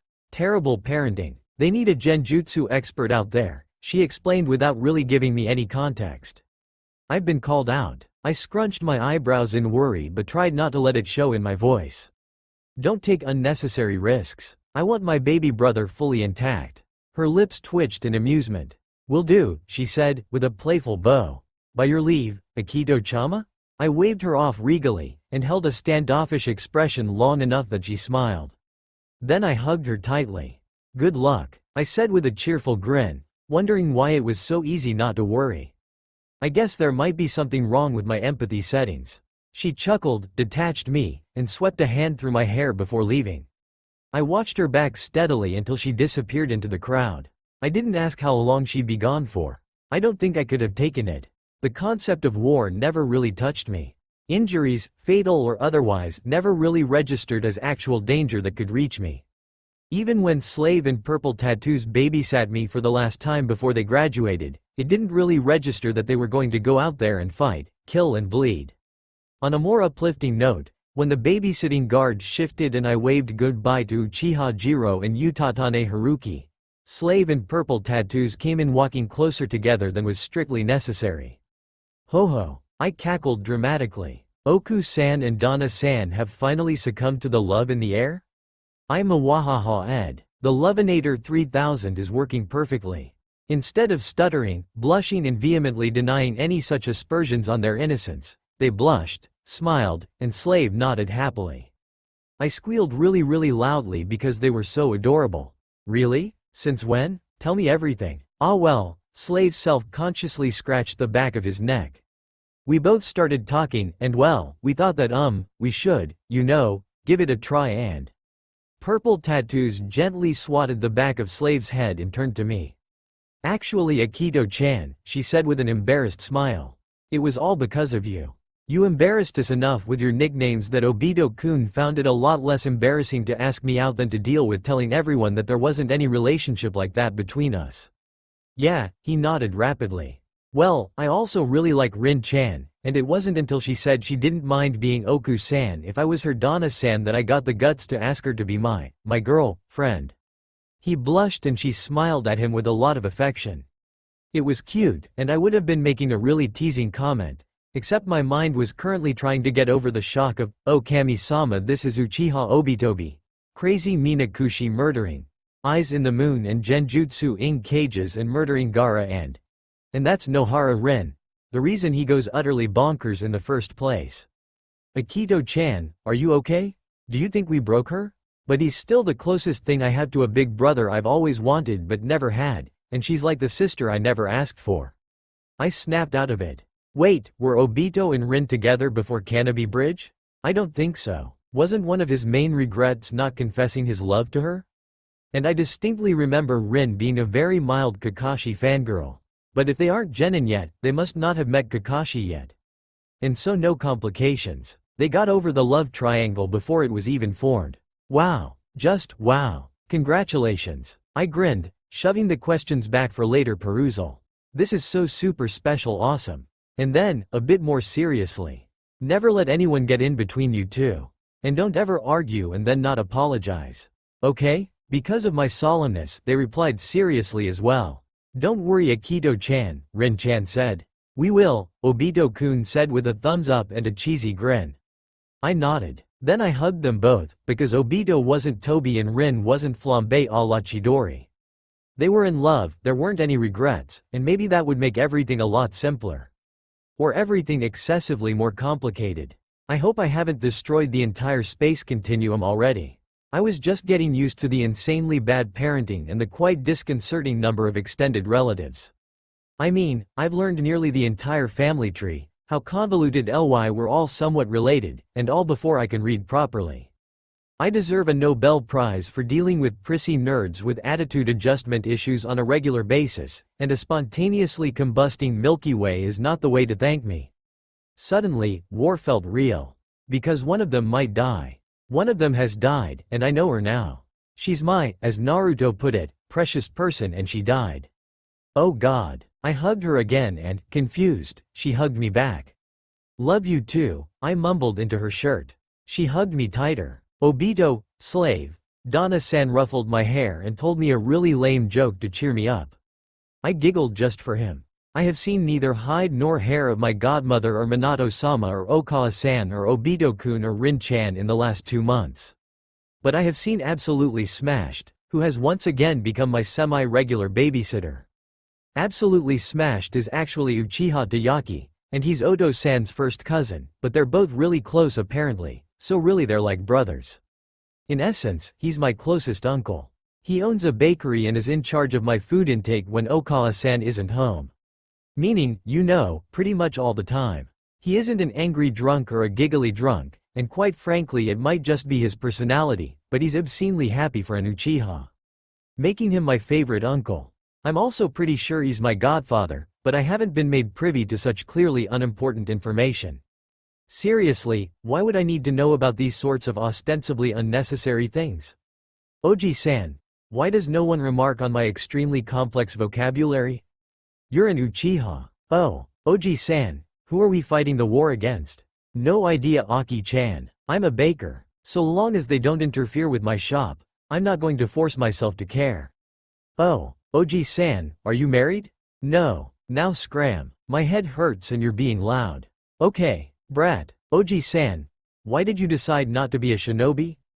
Someone had to run the shop. Oh, Oji-san, do you think it's possible to affect something without meaning to? Obviously. Sometimes my cakes are delicious, so I add something to make them more delicious, and they taste Blair. But I didn't mean for them to. Not quite what I meant, but that's as good an analogy as any. Over the months, these sorts of conversations became commonplace, and he took all my odd questions in stride. He read books to me and, when I realized they were really interesting and that others would enjoy hearing them but likely didn't have a layabout uncle to read for them, I got together all the kids in the district. Majority of them Uchiha but a significant portion not, and we had what Tayaki-ji-san began referring to as story time for brats. He loves it really. We discussed the stories, short as they were, and a lot of arguments erupted from differing views, and little kids with serious expressions are so funny. I laugh so hard every time they have a shouting match over their favorite character and whether the bunny is better than the cat from the story of the Bunny Diaries. Murder of Kirua the cat. When it gets too bad, I diffuse the situation with sharp, imperious and often too garbled for them to understand taunts, or a giggle and a unanimously accepted opinion. I would make a brilliant politician. Honestly, it's so much like home. My brothers used to fight all the time too, and I always got them to stop, even when mum couldn't. Consequently, now whenever anyone in the district has a fight, I get to judge who lives and who dies. Metaphorically, obviously. Also, when the kids do anything wrong that the adults will kill them for, they come to me for cover, excuses, alibis and just plain, please tell Okawa-san we're sorry. She likes you. I now have a cult following of ducklings that are at my beck and call. It's a good thing I'm not a 2-year-old or this would have made me an arrogant bitch. As it stands, I just feel like practically everyone's elder sister. I really miss my brothers. Among my new minions is Uchiha Shisui, who's a couple of months older than me. He's absolutely adorable and has this cute habit of tilting his head to the side whenever he asks me a question. He seems to think I know all the answers of the universe. So cute. Aki-senpai, he asked, his cute voice bubbling with curiosity. Why is the sky blue? Well, seeing as he's 2 and physics is something that's likely to go over his head, because there are tiny fairies in the sky that really like the color blue so they share it with us. They take all the rest of the colors and let us see their favorite color. By the time it's sunset though, they get tired so the sky becomes red and yellow instead. He scrunched his eyebrows together in contemplation, pouting ever so slightly. Are the fairies naturally red and yellow? Sometimes they're pink and gray as well. Tell you what, we'll watch a sunset together and you can tell me which color fairies you see, alright? He grinned brightly. Okay, he really is such a cute kid. He has a really vivid imagination, and he loves hearing the stories I come up with. It helps that I am well gifted in the powers of child-friendly bullshit, or I'd never get through half our conversations intact. On one memorable occasion, Shisui-chan puppy dog-eyed his aunt into visiting me just before sunset so that we could sneak out and watch it together. I had absolutely no qualms about this sort of manipulation, so I fully endorsed his plan. The best thing about Konoha, and indeed the elemental nations, is that there is absolutely no overt pollution. The skies are as clear as crystal, and rainbows are a common sight after a shower, so seeing a sunset would be a brilliant experience, just like the diamond-sequined night sky. The best place to see the sunset, I felt, would be near the Naka River. So guess where we went? Okawa-san had taken me there around the first week of her maternity leave. It had been a pit stop on the way to Noeki-ba-san's house, and it was beautiful.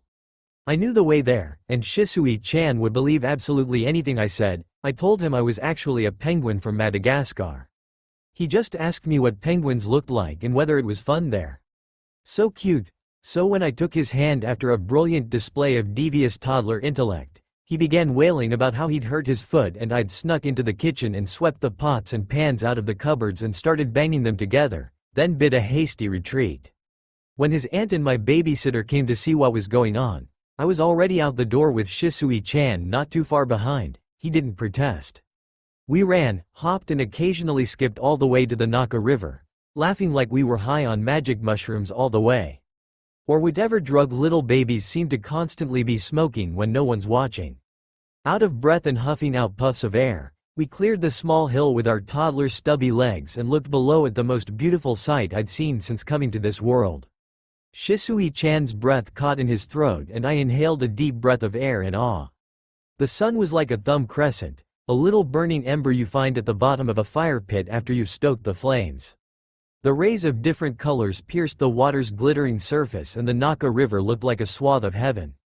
Molten red and burnt umber, shades of deep and light yellow, a hint of gray right at the wispy edges, and a fluffy pink interspersed like afterthoughts in the blend. Hints of desperate and deep blue, indigo and violet creeping onto the horizon, flashes of white dissipating as the fire of crimson and ochre flickered and swallowed it whole. And darkness crept onto the skies, the first shimmering stars twinkling, before we managed to wrench ourselves away from the sight. Shisui-chan looked at me, and we both smiled a smile that held the secrets of the entire universe in its curves. We watched the sun set every day we could after that. Sometimes we couldn't sneak away in time, sometimes we just missed it. On occasion we had to enlist my other minions' help, call something shinobi training, and they'll literally do anything. It's no wonder Naruto instantly believed Mizuki, and other times, we were too closely guarded. It was fun, and he became my closest friend. My first friend in this world. Seems like another milestone. Quest complete. Trophy unlocked. Hey, I was 2 years and 2 months old when Okawa-san and Oto-san came back home. There were a lot more high-level shinobi around the village as well, i.e. not fresh out of the academy genin and paper pushers only, so either the war was over, definitely not, a diplomatic ceasefire had been called, maybe, or we're at a stalemate. Ergo, a ceasefire. I'll assume the latter until further information is divulged to a toddler minion master. But anyway, as luck would have it, Okawa-san literally stepped into the house, literally 1 foot through the doorstep, and her water broke. Her water broke. Oto-san began panicking, and forever shattered my tentatively forming character study of him, while I remained the calm one in the situation. Kami-sama, get a grip, Oto-san. We need to get her to the hospital, I said, grabbing both his hands and focusing his attention on my instructions. Right, he blinked, before sweeping Okawa-san off her feet and frog marching with a panicked look out the door. Okawa-san was blushing through the pain. This was so completely uncharacteristic that if I hadn't had a previous life outside the Uchiha clan, I would have been blushing and thinking of this display of public affection with disdain. As it stood, it was just adorable. I'm alright, you know, she said, gritting her teeth and looking unconvincingly relaxed. You really don't have to carry me all the way, Shujin-sama. I can get there myself. Okawa-san, no, I said firmly as she tried to wriggle out of his grip. What she said, Oto-san nodded stoically, still panicking. We can't let you injure yourself at such a critical juncture. His eyes were unnaturally trained in the direction of the hospital, even though he can't actually see the hospital from where we were. So that's where she gets her vocabulary from, Okawa-san mumbled.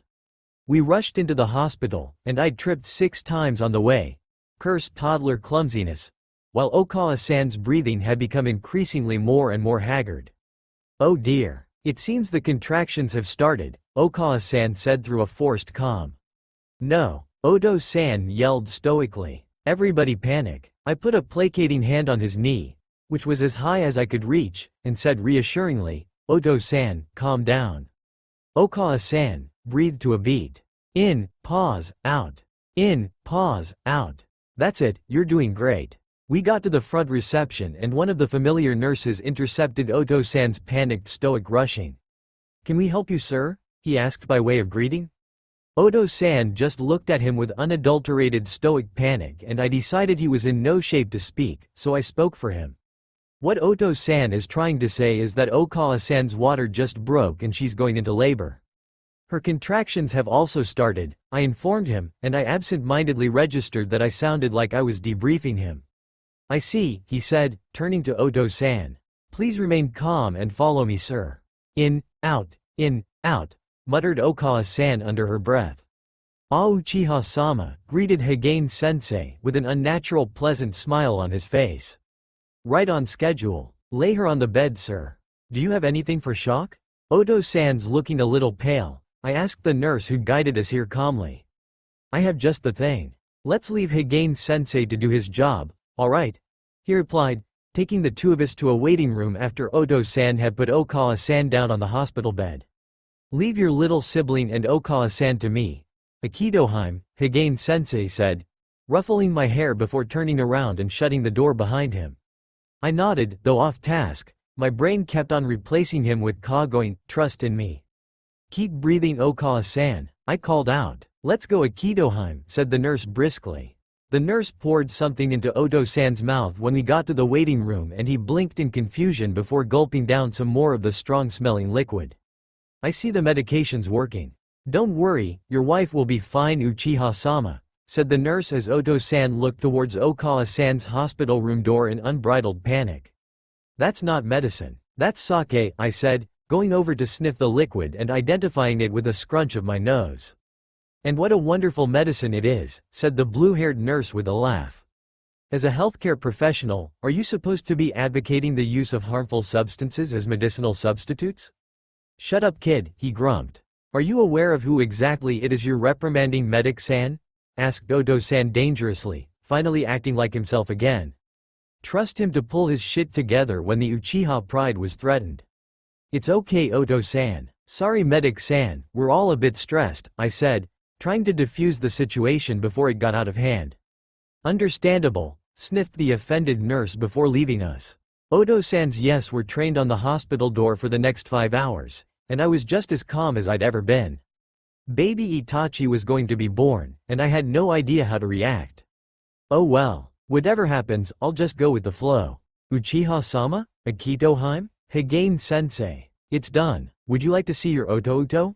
It's a boy? Yes Uchiha-sama. Congratulations. There were some complications during the birthing process, but nothing that, due to this fortunate stalemate, she can't recover from with plenty of rest. I see. Come Akitoheim. Let's go see him nay? Ah, Shujin-sama, Akito-chan. You were right, it was a boy. I'm always right Okawa-san. At least about my brothers. Brothers? Is this him then? He's so cute. Have you decided on a name, Shujin-sama? I have veto power. Uchiha Itachi. A good name. Acceptable. Good evening Itachi Tuto. I'm your Aneki and I'll love you till the day we die. Morbid. Indeed. She'll make a good sister. He blinked sleepily at me. I proffered one of my fingers to him and he slowly curled his tiny fingers around it. I melted. Omake. Uchiha Shisui had never met anyone quite like his half-aunt 4 times removed, but then again, he wasn't the only one. At a grand total of 2 years, he had learned every bit as much about life as the next toddler. But Aki-senpai was different. She knew things he knew she had no business knowing, talked like an adult and not like a child trying to act like an adult. There was a huge difference.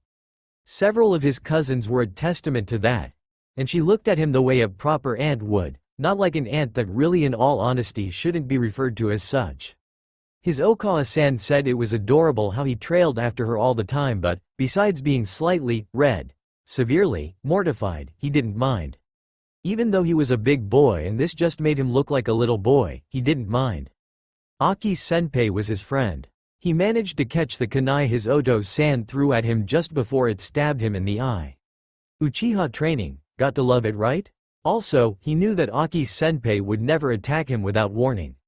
Ever. In a world filled with crazy shinobi and even crazier training tactics, it meant a lot that he knew without a shadow of a doubt that she would never punish him for letting his guard down around her. Aki-senpai was his best friend. He dodged the kick aimed for his head but didn't raise his arms fast enough to block his Oto-san's punch. Focus Shisui. In a battle, you would have been killed. Do you want to be dead? He shook his head because he was too out of breath to verbally answer. They retook their stances and Oto-san beckoned him forward. Aki-senpai deserved the perfect best friend. This time, he dodged the kick and blocked the punch as well as the ninja wire rigged to trip him to activate the bombardment of kunai and shuriken, the ones he'd sharpened just that morning in the armory. He would be the bestest friend to Aki-senpai in the world. Lifetime promise. His Oto-san landed a punch in the time it took him to get out of the roll he'd used to dodge the tripwire. Focus Shisui. Blood does not come easily out of clothes. Hi, Itachi, the elder brother of Sasuke, the genocidal, Tsukiyomi-inducing pacifistic S-ranked criminal, was currently curled in my lap, gently breathing and lightly humming in his sleep. I hummed a lullaby from my world into his tiny ears, and he stirred sleepily, his delicate fists curling on either side of his face as he stretched. He made a cooing noise, and I brought a bottle to his beckoning mouth before he even opened his eyes. He greedily began sucking on it, bringing his teeny tiny hand to the sides of the bottle to grip it as tightly as he could. It's been 3 months since baby Itachi came into my world, and not a day has gone by since where my world hasn't revolved around him. Kushina Ba-chan came along a while ago and, after seeing me babbling in English to him quietly as he lay propped with pillows on a sitting mat in the living room staring steadily at me absorbing my every word, promptly declared that we were the cutest thing she'd ever seen. She's Itachi Tuto's godmother as well, and she adores him just as much as she adores me. Donna-san and Oku-san came to babysit us once when the clan was having some sort of meeting, basically about casualty rates and funding. They came home and summarized the entire thing so I don't even feel too neglected. Are you two still in love? They spluttered a bit and Rin-chan, surprisingly enough not Obito-kun, blushed brightly. Well, we're still dating if that's what you mean. Why wouldn't we be, Rin-chan is awesome and I'd be an idiot if I let her go. She, if it's possible, blushed even brighter. She looked at him shyly. You really think that about me? Well, yeah, always have. She smiled at him really cutely, kissed him lightly on the cheek, and breathed out a thank you. It was like watching a romantic comedy, and I only regret not having any popcorn with me. Itachi Tuto blinked at me, so I know he feels the same. Just after this little display, Minato-sama and a silver-haired porcupine that could only be Chibi Kakashi waltzed in. To my satisfaction, the adorable couple didn't even move apart in the slightest. Minato-sama, looking as awesome as ever. I gave him a thumbs up and a wide grin. He grinned back at me. Ah, Akito-chan, I see you haven't changed much. Obito-kun and Rin-chan were gaping at us in surprise and Kakashi-senpai Sama-kun looked across between constipated and murderous. So adorable. Poor Uchiha eyesight is contagious I see, I said, stroking an imaginary beard sagely.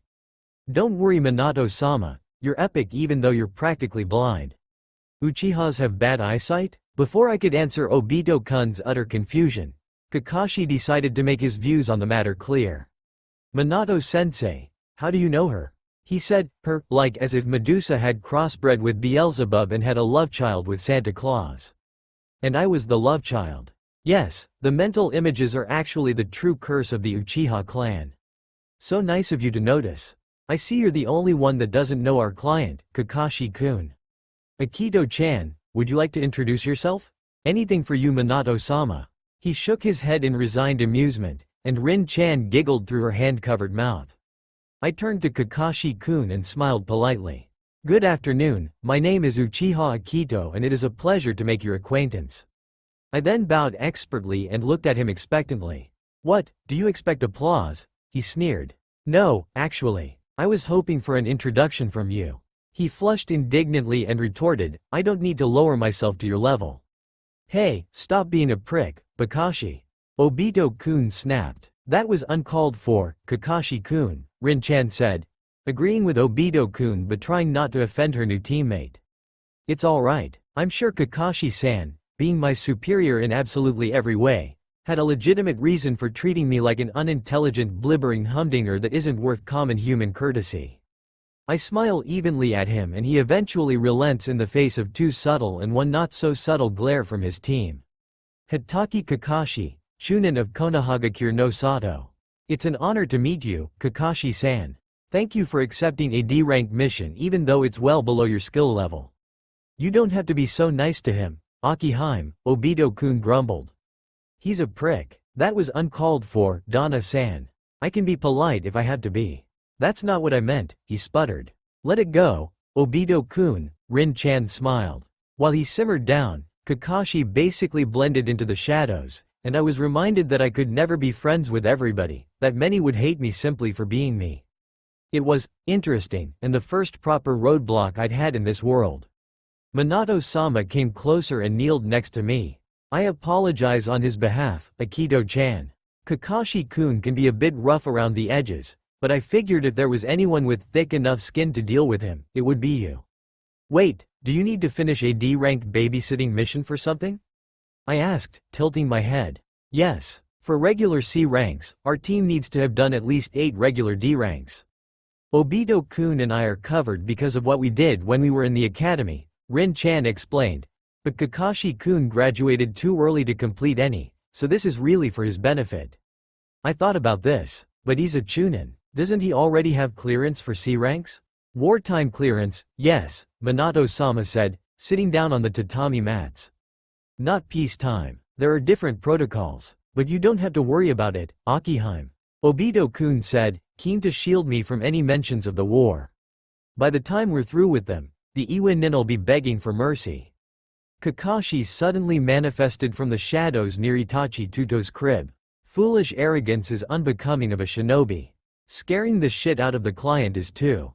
Can you not? I said mildly. You don't seem too scared, he said caustically, giving me a glare. I'm a potential clan heiress. You'll have to do better than that, I said mildly. He looked like he wanted to rip my head off my neck. Wow, he really doesn't like me. Sucks to be him, I guess. It's a good thing I'm not really 2.5, or that look he gave me would have made me cry. Kakashi-kun, Minato-sama snapped at him. I know what this is, this feeling of being choked by your insides and feeling truly alone in this world and thinking everyone you'd ever loved is essentially dead. Since this isn't Harry Potter, I can safely assume it's killer intent and not Dementors. He isn't very good at it, but now that Itachi Tuto is crying because of it, I glare at him and he actually flinches. Step away from my Oto-Oto or I'll give you a real reason to hate me, I promised. That sentence sealed it. We officially would not get along. Ever. And he was someone I really wanted to get along with too. I feel like pouting miserably and growing mushrooms in a corner now. After I swept towards Itachi Tuto, hushing and calming him, Kakashi didn't bother to reveal his presence again. Obito-kun and Rin-chan sat with me and played hand-clapping games. I taught them patty cake, a bastardized version of rock-paper-scissors that my friends and I used to play called man-chicken-knife. Knife kills chicken, chicken pecks man, man wields knife. Sounds legit, right?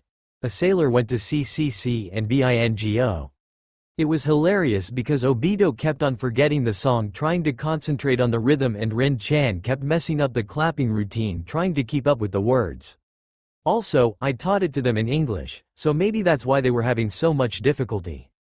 Cue devious chibi smile. There was a lot of muffled squealing, mournful groans and dark curses flung around. Mostly, I laughed, otherwise, I mourned that my speed was abysmal. I need to work on that. Itachi Tuto woke up because of all the noise and Minato-sama, as the only one not playing, was tasked with baby distraction.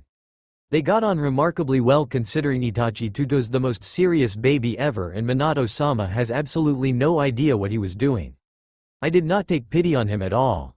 Kakashi was called upon to aid with the easier to deal with Uchiha sibling. The poor fool. They cleverly deduced that Itachi Tuto was hungry, and Kakashi was charged with finding the milk bottle. Itachi Tuto began wiggling uncomfortably in Minato-sama's admittedly professionally executed grip. Maybe there's some merit to the whole Deidara is secretly Minato's illegitimate offspring conspiracy theory, and then whining. Again, no input from me. I would have helped if they asked, but they were being ageist and not asking me. Especially Kakashi, because he's checked literally every single cupboard but the right one. Superior shinobi? Probably. Supreme idiot? Definitely. Oh, he finally located it, but now they have a new problem. Rin-chan has been summoned to help, being a girl and everything she must know about babies, right? The thing is though, that on this team, Obito-kun's probably the only one who knows how to take care of babies. Rin-chan, I know for a fact, hasn't done an extensive round of the gynecology department because she didn't think it was too important, what with everyone on her team being male. She's never handled babies before, at least not at that age. Obito-kun hadn't had a partner when he'd babysat me at that age. Itachi Tuto began crying in earnest after Rin-chan tried to feed him the milk concoction she'd prepared. Honestly, you had to boil the water before dumping in the powder and then cool it, not just take chilled water from the fridge and hope for the best. I nearly took pity on Itachi Tuto and went to save him, but Obito-kun stopped me. I realized that he wanted to be called, wanted to be needed before he proved his worth to them and he wanted them to essentially want him. Also, he had a burgeoning sadistic streak that probably just got worse with prolonged exposure to Madara. But the box said to just put 2 teaspoons into the water, Kakashi-kun. Rin-chan argued semi-hysterically. Obviously he doesn't like it. It's not strong enough. I don't think strength is the issue here, Kakashi-kun. Rin-chan's sweat dropped. Strength is always the issue. Itachi Tuto's crying intensified. Minato-sama continued bouncing him, trying to shush him, and the decibels just kept picking up. I began giggling, because Okami-sama, the look of miserable confusion on his face was side-splitting. Obito-kun joined in. Kakashi finally just gave up the argument with Rin-chan, and now Itachi Tuto had soiled his nappy. The smell was unbearable and Minato-sama looked about ready to call it quits and hit the bar. Rin-chan looked at me desperately, but loyalty to Obito-kun took precedence. I declined her silent plea for help. Fine, I'm sorry, just fix the little brat. Well, since he asked so nicely. Of course I'll help, I said, perhaps a bit too smugly. But you have to listen to what I say. Kakashi actually growled in frustration, but because his voice has yet to crack it sounded like a high-pitched squawk. I mumbled to Obito-kun. I don't think they're going to make it without you. You think so? I know so. So he rose, like a valiant soldier ready for battle, entered the fray, plucked the milk bottle from Kakashi's tight grip and promptly emptied it into the sink. He clumsily put the kettle on and then ran into the nursery. He got the nappy changing mat, a new nappy and baby wipes. He asked Minato-sama to place Itachi Tuto onto the mat and then changed him with a lot of uncharacteristic fussing from Itachi Tuto. Meanwhile, when the kettle boiled, I instructed Kakashi on the correct procedure to prepare the baby formula. Without a microwave, this was far more difficult than I remember it. He poured the formula in the bottle and placed it in a bowl of cold water in the sink. It took around 15 minutes for it to cool down sufficiently to be ingested by a 3-month-old, by which time Obito-kun was done with the nappy change. Kakashi was fuming by the time Itachi Tuto had been fed and burped. I fed and Obito-kun burped.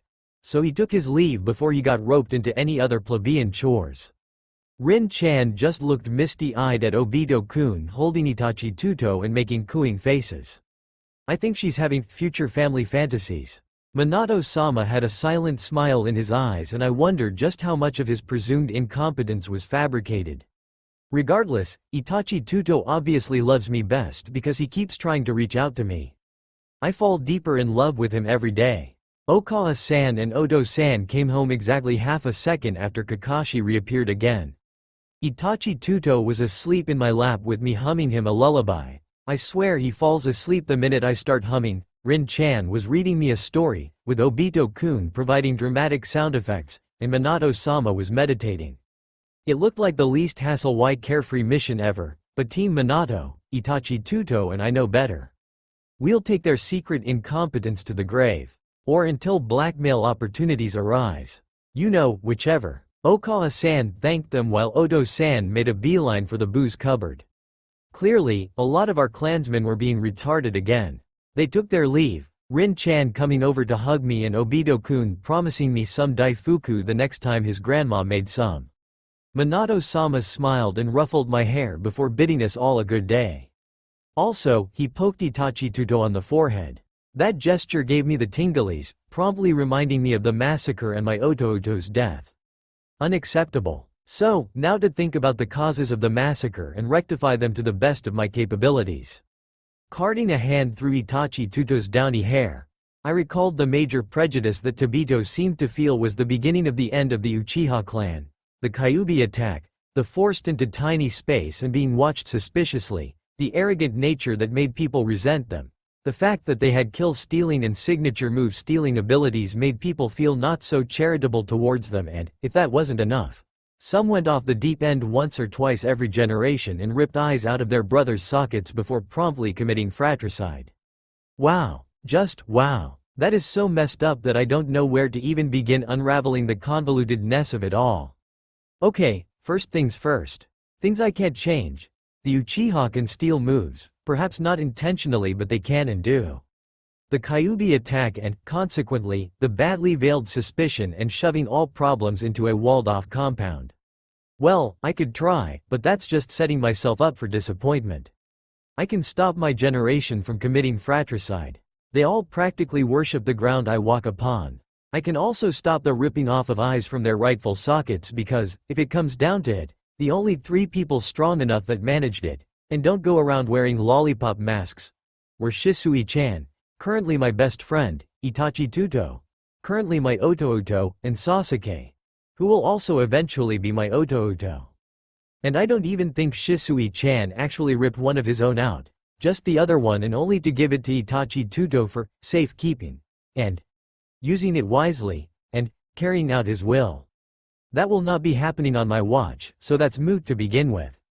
Arrogance isn't the only thing Uchiha are, but they're too dignified to express themselves outside of combat in their tightly knit friendship circles that invariably have an Uchiha majority.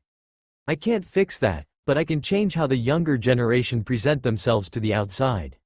All I have to do is mix up the Uchiha kids and the non-Uchiha kids, get the next generation to see what Uchiha are really like, annoying prickly porcupines with OCD aside. They're just really nerdy emotional whinge bags. Most of them anyway. And then their parents and assorted older family members will see mini Uchiha running around acting exactly like their own munchkins, and it'll stick in their heads, hopefully, that when the Kyuubi attack happens, not all Uchiha are suspect. I might be underestimating sheer human stupidity, but optimism, right? Basically, I have to undo 6 decades of stigmatization long before it gets to the point they start vying for a coup d'état. Essentially, the minute Sasuke's 2 months old and it's October the 10th, my time's up. So 4 years, give or take. This ought to be fun. I have a better chance of getting all the Nara to play hide and seek with a 4-year-old Naruto on a sugar high. So basically, keep up the story time for Brat's circle, go to the regular playground closer to the academy. And not the one nearer the Uchiha district. Not that there is such a thing officially, but everyone knows where you find most of the Uchiha. Interact with everyone. Get all my assorted cousins, nieces and nephews to interact with the general populace and be the paragon of friendly, open and awesome. That's a lot easier than it might seem. It just requires a lot of time, energy and patience for stupidity to work effectively. 4 years probably isn't going to cut it really. Well, we all start small, right? Itachi Tuto scrunched up his nose and yawned cutely, curling into my stomach more firmly. Akito-chan, dinner's ready.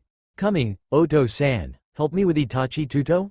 Oto-san gently lifted the tortilla-wrapped infant and sat down with him on the sitting mat at the eating table. Okawa-san set the table and brought in the food. Itadakimasu. Splitting my chopsticks, I tried valiantly not to spill anything on myself and, for the most part, I succeeded. I grinned in triumph. Oto-san did not see this as an accomplishment. Eat more cleanly next time, Akito-chan. Okawa-san pitched in on the criticism bandwagon. That expression is unbecoming of a lady. I'm 2.5 years old. Let the indoctrination begin. Oto-san and Okawa-san feed off each other when it comes to propriety and etiquette. Luckily for me, I have an entire lifetime of teenage angst and rebellion mixed with objective bullshit detection, so I'm not majorly affected by the reprimands or the disappointed looks. Hey, I'm not defiant. I just choose to ignore idiotic rules like, don't sing in front of outsiders and, be dignified. Running up to and hugging acquaintances or just plain strangers is not dignified. I follow all the other rules because all Uchiha do it, and it's tradition and culture. Little things that I pick up only because of a lifetime of doing otherwise, like, wear your right shoe before your left. And, always sit in a Seiza position. Not all clans do it, and of the other 3 noble clans, I don't think even the Hyuga have such a rule of etiquette. I've never seen Sasuke or Itachi Tuto sit in Seiza in the anime except in the flashbacks of their childhoods. But Makoto and Fugaku died sitting in the Seiza position, and they've instilled that in me as well. No, really. Even on missions, I'm surprised Sasuke didn't sit in the Seiza position, because when I asked if on the mission it was acceptable not to, the eloquent was, "You're an Uchiha, and that does not change on a mission." Dignified unto death, some might say. Barring that, however, I've been trying to get Itachi Tuto to say, "Aneki," for weeks now. The gurgles sound semi-intelligible, so I hope I'm making some sort of progress. He's begun crawling recently as well, and it's the cutest thing in the entire world, it really is. It's really early and I'm so proud of him, but Okawa-san and Oto-san seem to think this is the normal pace. It's because they weren't here for any of my firsts, so they just assume Itachi Tuto's doing it at a normal pace. Idiots. He invariably tires himself out and falls asleep mid-crawling mission, and Oto-san or Okawa-san gently replace him into his crib. From whence he reinitiates his quest and promptly gets tired again. He doesn't like mushed up food and has the cutest pout in the history of babykind. That pout, if harnessed correctly, could prevent Armageddon.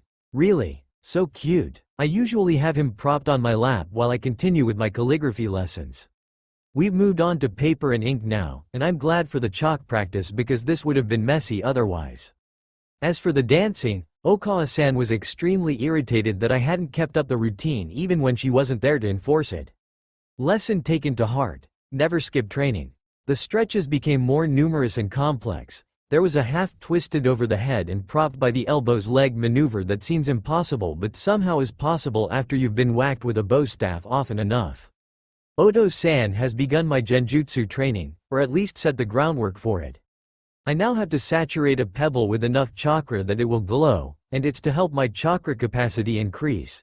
Just like stretching a muscle till its limit will make it flexible. Eventually. He's also got me working on hand signs and shuriken jutsu, the art of embedding sharp pointy objects in severed pieces of trees so as to accurately maim and/or kill masses of human flesh.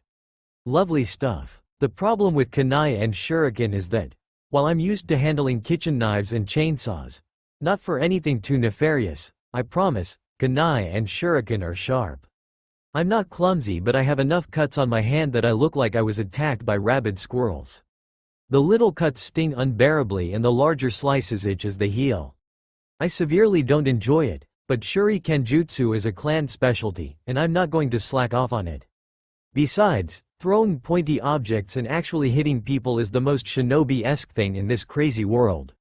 I'm not going to fail, believe it. So when my hand isn't a grotesque playground for ink and blood, my muscles are staging a revolt and demanding a workers' union.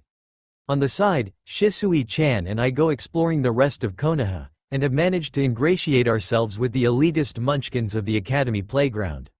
They're loud, obnoxious and make the lamest jokes, think that fart jokes and poop are comedy gold and that girls are smelly and stupid.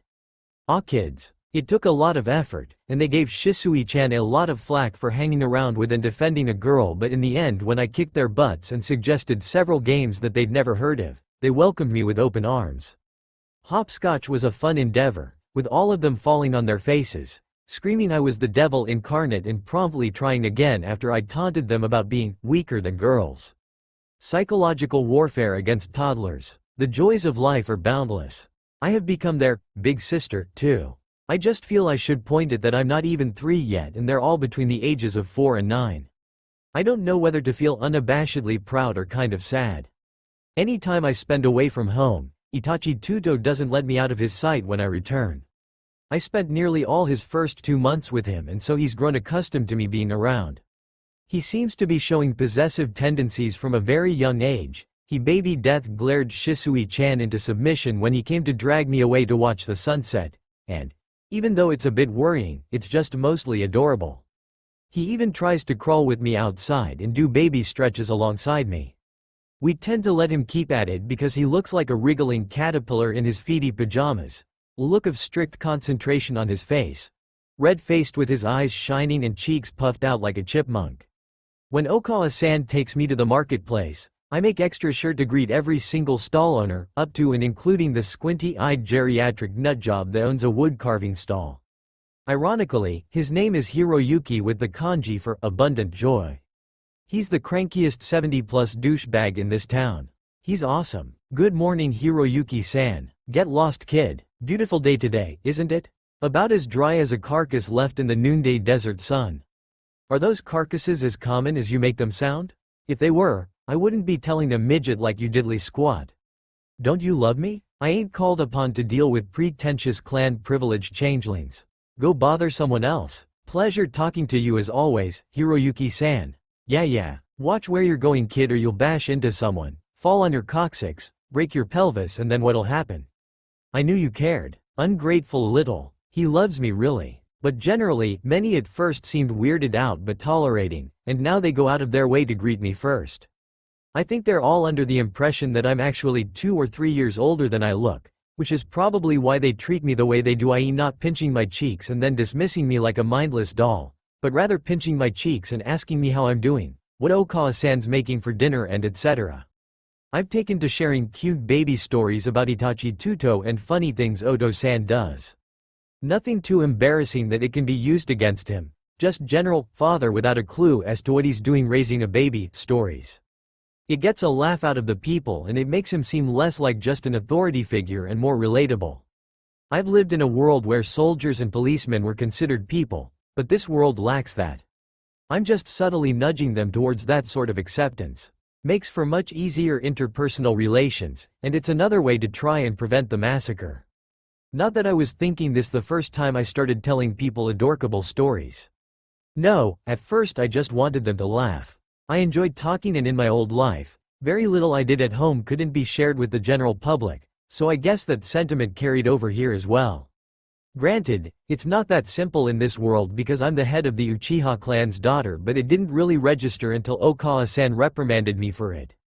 Our home lives are private, Akito-chan, and now everyone in the entire village knows about it. That is unacceptable. In the world of shinobi, information is everything and you're handing it over like Anpan. Cultural shock right there, because I was putting my family in danger by just talking about them. When she'd thoroughly accomplished her self-appointed task of making me feel like unwanted toxic waste, she said she approved of my interactions and that she'd endeavored to keep it a secret from Odo-san. Goodness knows you've accomplished in 2 months what he hasn't in 20 years. What an affable persona. But let's keep this between ourselves, alright? Okay, Okawa-san. I love Okawa-san. Itachi Tuto, from a calm and determined crawler, grew up to be the most fearsome and heart-attack-inducing daredeviling toddler. He climbs up to all the top shelves with no actual discernible footholds to accomplish such a deed, milks the neighbors and extended relatives for all the sweets they're worth, follows me around everywhere. Toddler death glares my peerage into gibbering submission when they steal me away, and has said his first word. Neki. His first word was big sister. I am the happiest elder sibling alive. Okawa-san has finally got a handle on the household chores. Odo-san is finally working semi-regular hours, and my new family seems to finally be reaching some sort of harmony. I can now write entire paragraphs in kanji, and my handwriting has evolved from chicken scratch to barely legible. My stretches don't kill me anymore, but they keep growing more and more complex. Sometimes, I think Okawa-san just makes them up for the shits and giggles. I can saturate the stone with glowy chakra now, and Odo-san has taught me the hand sign sequence for the kaiden. Gokakyu no Jutsu. My hand signs aren't sloppy, but they are pretty slow, so a lot to work on that front. My aim has improved immensely, but my strength is that of a 5-year-old overachieving girl, which, you know, I am. Itachi Tuto has also begun his training, but only just beginning. He is a lot more flexible than I was, a lot more graceful and a lot more accurate with his kanai. His chicken scratch, however, is far less legible than mine, and I don't even think he knows what he's doing. Also, I can now read all the books in our library, the bookstore owned by a retired fuinjutsu dabbling taijutsu specializing chunin, and the Uchiha clan library. I am steadily working my way through them all. Itachi Tuto doesn't talk much, but when he does he sounds extremely wise and ancient. Also, sarcastic. I don't know how a 3-year-old can manage sarcasm, but he has. He made one of the girls who came over for my advice cry. No, not sniffling, but actual wailing and howling. Her father had to come take her home. Itachi Tuto looked ever so smug. So, as his elder sister and clearly the only responsible adult in this household, goodness knows neither one of our parents are going to rise to the occasion. I gave him the dressing down of his life. It's all well and good when we're laughing and it's in good fun, but the minute someone starts crying, Itachi, it's like you've killed someone. His eyes widened in horror, and I wanted to hug him and tell him it was all right. But part of being responsible means you have to be the bad guy sometimes. Do you understand? You hurt Mari-chan when you said her face was the reason her parents don't love each other anymore. But I didn't. You may not have used the exact words, or even meant what you said, but that's how she took it. The words don't matter, Itachi, it's how the heart takes it that does. I'll go apologize. That's my Itachi Tuto. He had a determined look in his eyes as he set out, and while when most kids are scolded they don't listen, Itachi Tuto has never been like that. He apologized, and he's never done it since. Oh, he's still sarcastic, and he still doesn't like it when people steal me away, but he now reads between the lines and tries to understand other people. His people skills, as a direct result, have drastically improved.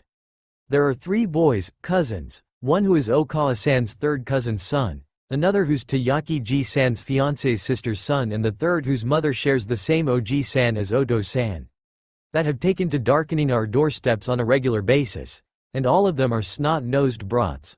One less snot-nosed than the others.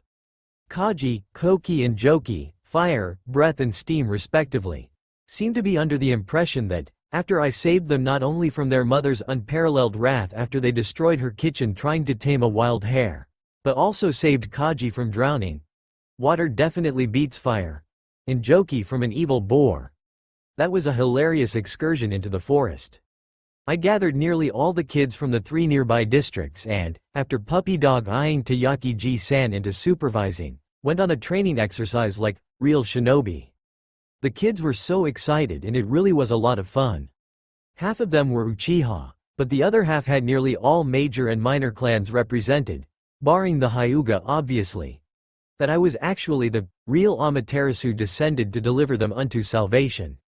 Or something. Hero worship is good, boosts my ego and makes me feel happy, but hero worship Uchiha style is just plain creepy.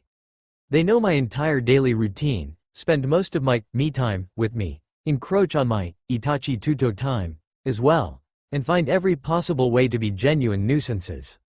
After they tried to follow Shisui-chan and I to the Naka River, Shisui-chan actually threatened to gokakyu them in the gonads, and I promised to hold them down.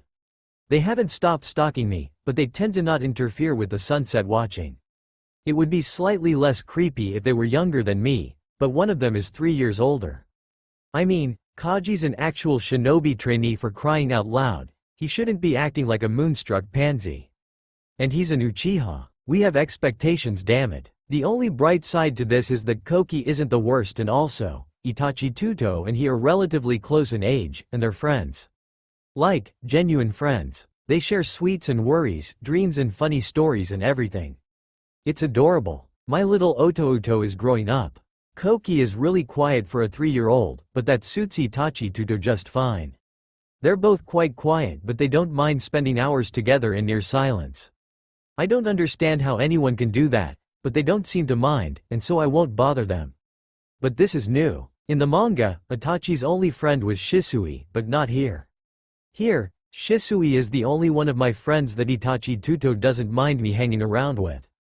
They get along quite well, but he calls him Shisui ni-san, the same way I faintly remember Sasuke calling him. Also, there was no mention of an Uchiha Koki, who didn't have any shinobi aspirations and would rather learn how to be a woodcarver. Plus, Uchiha Itachi was antisocial, unable to connect to his peers and, at the tender age of 4, could not condone needless violence and thus distanced himself from his peerage. My Itachi Tuto isn't quite 4 yet, but he's not exactly a social outcast either. He's a genius, but he gets along well with people. It's probably my influence. I mean, what else could it be? No other variables have changed. But I guess I'll just have to wait and see. Maybe he was always like this but then the war changed him. Another few months till he turns 4. As I am 5 years old, today is my first day at the Shinobi Academy. I've danced, stretched, practiced my hand signs, grabbed my bag, which feels so nostalgic, took a bite out of a biscuit, yelled a goodbye as I strapped on my black sandals while Okawa-san stuffed my bento into my bag, and made a mad dash for the academy, promising Oto-san to make the Uchiha name shine. In my old world, I'd always consistently been late for school. This one time, I'd been 3 minutes early and the entire classroom had stared at me and my teacher had actually asked me whether something serious had happened. She'd done a double take and everything. My friends thought I was an alien imposter who hadn't done their research properly. You're never early. It can happen sometimes, but you're never early. I think I broke some people. They had so much faith in me. It's usually tradition for one or both parents to take the child to school on their first day here, but I told them that it was fine. I knew I was going to be late and besides, it was actually pretty embarrassing to be taken to school like that. My mom and dad hadn't done it because they thought I was a big girl and they trusted me. They always trusted me. I feel really sad when I think about things like that. Over the years, I think some people have caught on and believe I suffer from mood swings. Not the worst problem I could have been diagnosed with, so I don't mind. It doesn't stay long, and it's never violent, and it never happens when I'm with Itachi Tuto or with the other kids. Barring Shisui-chan, but, come on. Quiet, calm sunsets are the perfect time to deeply reflect and look melancholy. It's poetic, I tell you. Poetic, so no one really minds. Speaking of Shisui-chan, he's going to be in the same year as me, and so will Yova-kun, Seiki-kun and Emiko-chan from the orphanage. The matrons have terrible naming sense. Weak, cough and smiling child, probably based on the first thing they could identify about each of them. And true to their names, Yova-kun is pretty weak for a guy. Seiki-kun is almost always either coming down with or recovering from a sickness, and Emiko-chan always smiles shyly, even when it's inappropriate. We get along well because of this. Inazuka Hageshi and Yuhi Daiki from the academy playground that Shisui-chan and I frequented, and around half a dozen others have met in my frequent forays into Konoha proper and the other residential districts. There are quite a few civilian children as well, around 5 of them, 4 boys and a girl, all in some way related to the adults I talk to at the marketplace, so we get along pretty well. All in all, I know nearly everyone in my class on a we've had at least one meaningful conversation and a shared fun experience basis. The Shinobi Academy has a pretty complicated design, especially considering the main structure was built, then renewed, then attachments were built, and then the whole thing was redesigned, and then destroyed countless times by overzealous students, then reinforced, then rebuilt again after there was an influx of shinobi hopefuls in the last decade. Also, the Hokage Tower is practically another attachment of the academy, and so is the Junin standby station. Rumor even has it that one of the entrances to the Anbu headquarters is located in one of the staff rooms. Of course, the whole Anbu have a secret HQ might just be an exercise in misdirection, but still. The building that acts as just the place where students are taught is conical or a spiral cone, with 3 to 4 levels, depending on whether you count the small classroom that rumor has it is haunted, with orange and red roofing and window sills, wide reinforced glass windows and a cherry wood door with 2 red rectangular reinforcements on either side. The door was blown off its hinges many a time by explosion. Happy new recruits. A sign at the top with "Hi" emblazoned on a circular metal plate, the kanji for fire.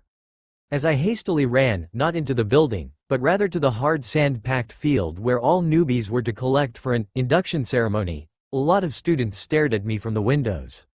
I suppose being stared at is a given, all things considered. I didn't bring my parents with me and, judging by the Uchiha clan symbol proudly displayed on the lining of my short kimono, I was definitely an Uchiha, and definitely late, and looked decidedly undignified running the way I was. I grew my hair out, not because I wanted to look like Okawa-san, or because Uchiha women never have short hair at Kidoheim, but because Mum used to have hair all the way down to her ankles until she had my brother, and in my old life, that's what I strove to have too.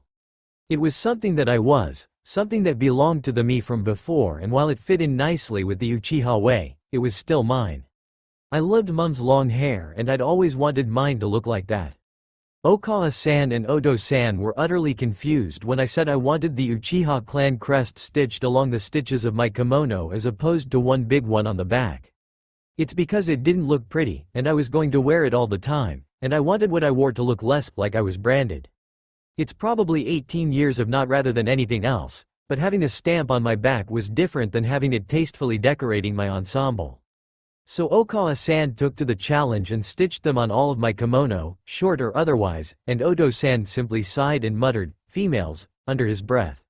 He really indulges me. Seriously, he does. On the dirt floor where all of the students were gathered, the children were all attentively listening to the Hokage, some excitedly and some with constipated trepidation.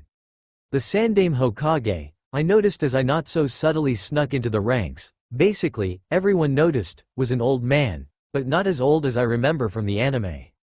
It slammed into me again how he was not a character from a story but an actual person with age progression. It happens every time I see Minato-sama and Kushina Ba-chan, Rin-chan and Obito-kun. But especially when I see Kakashi-san. He grows an inch every time I see him. His team has babysat my Otouto and me a total of 4 times, and I've seen my OTP a grand total of 12 times in the last 3 years.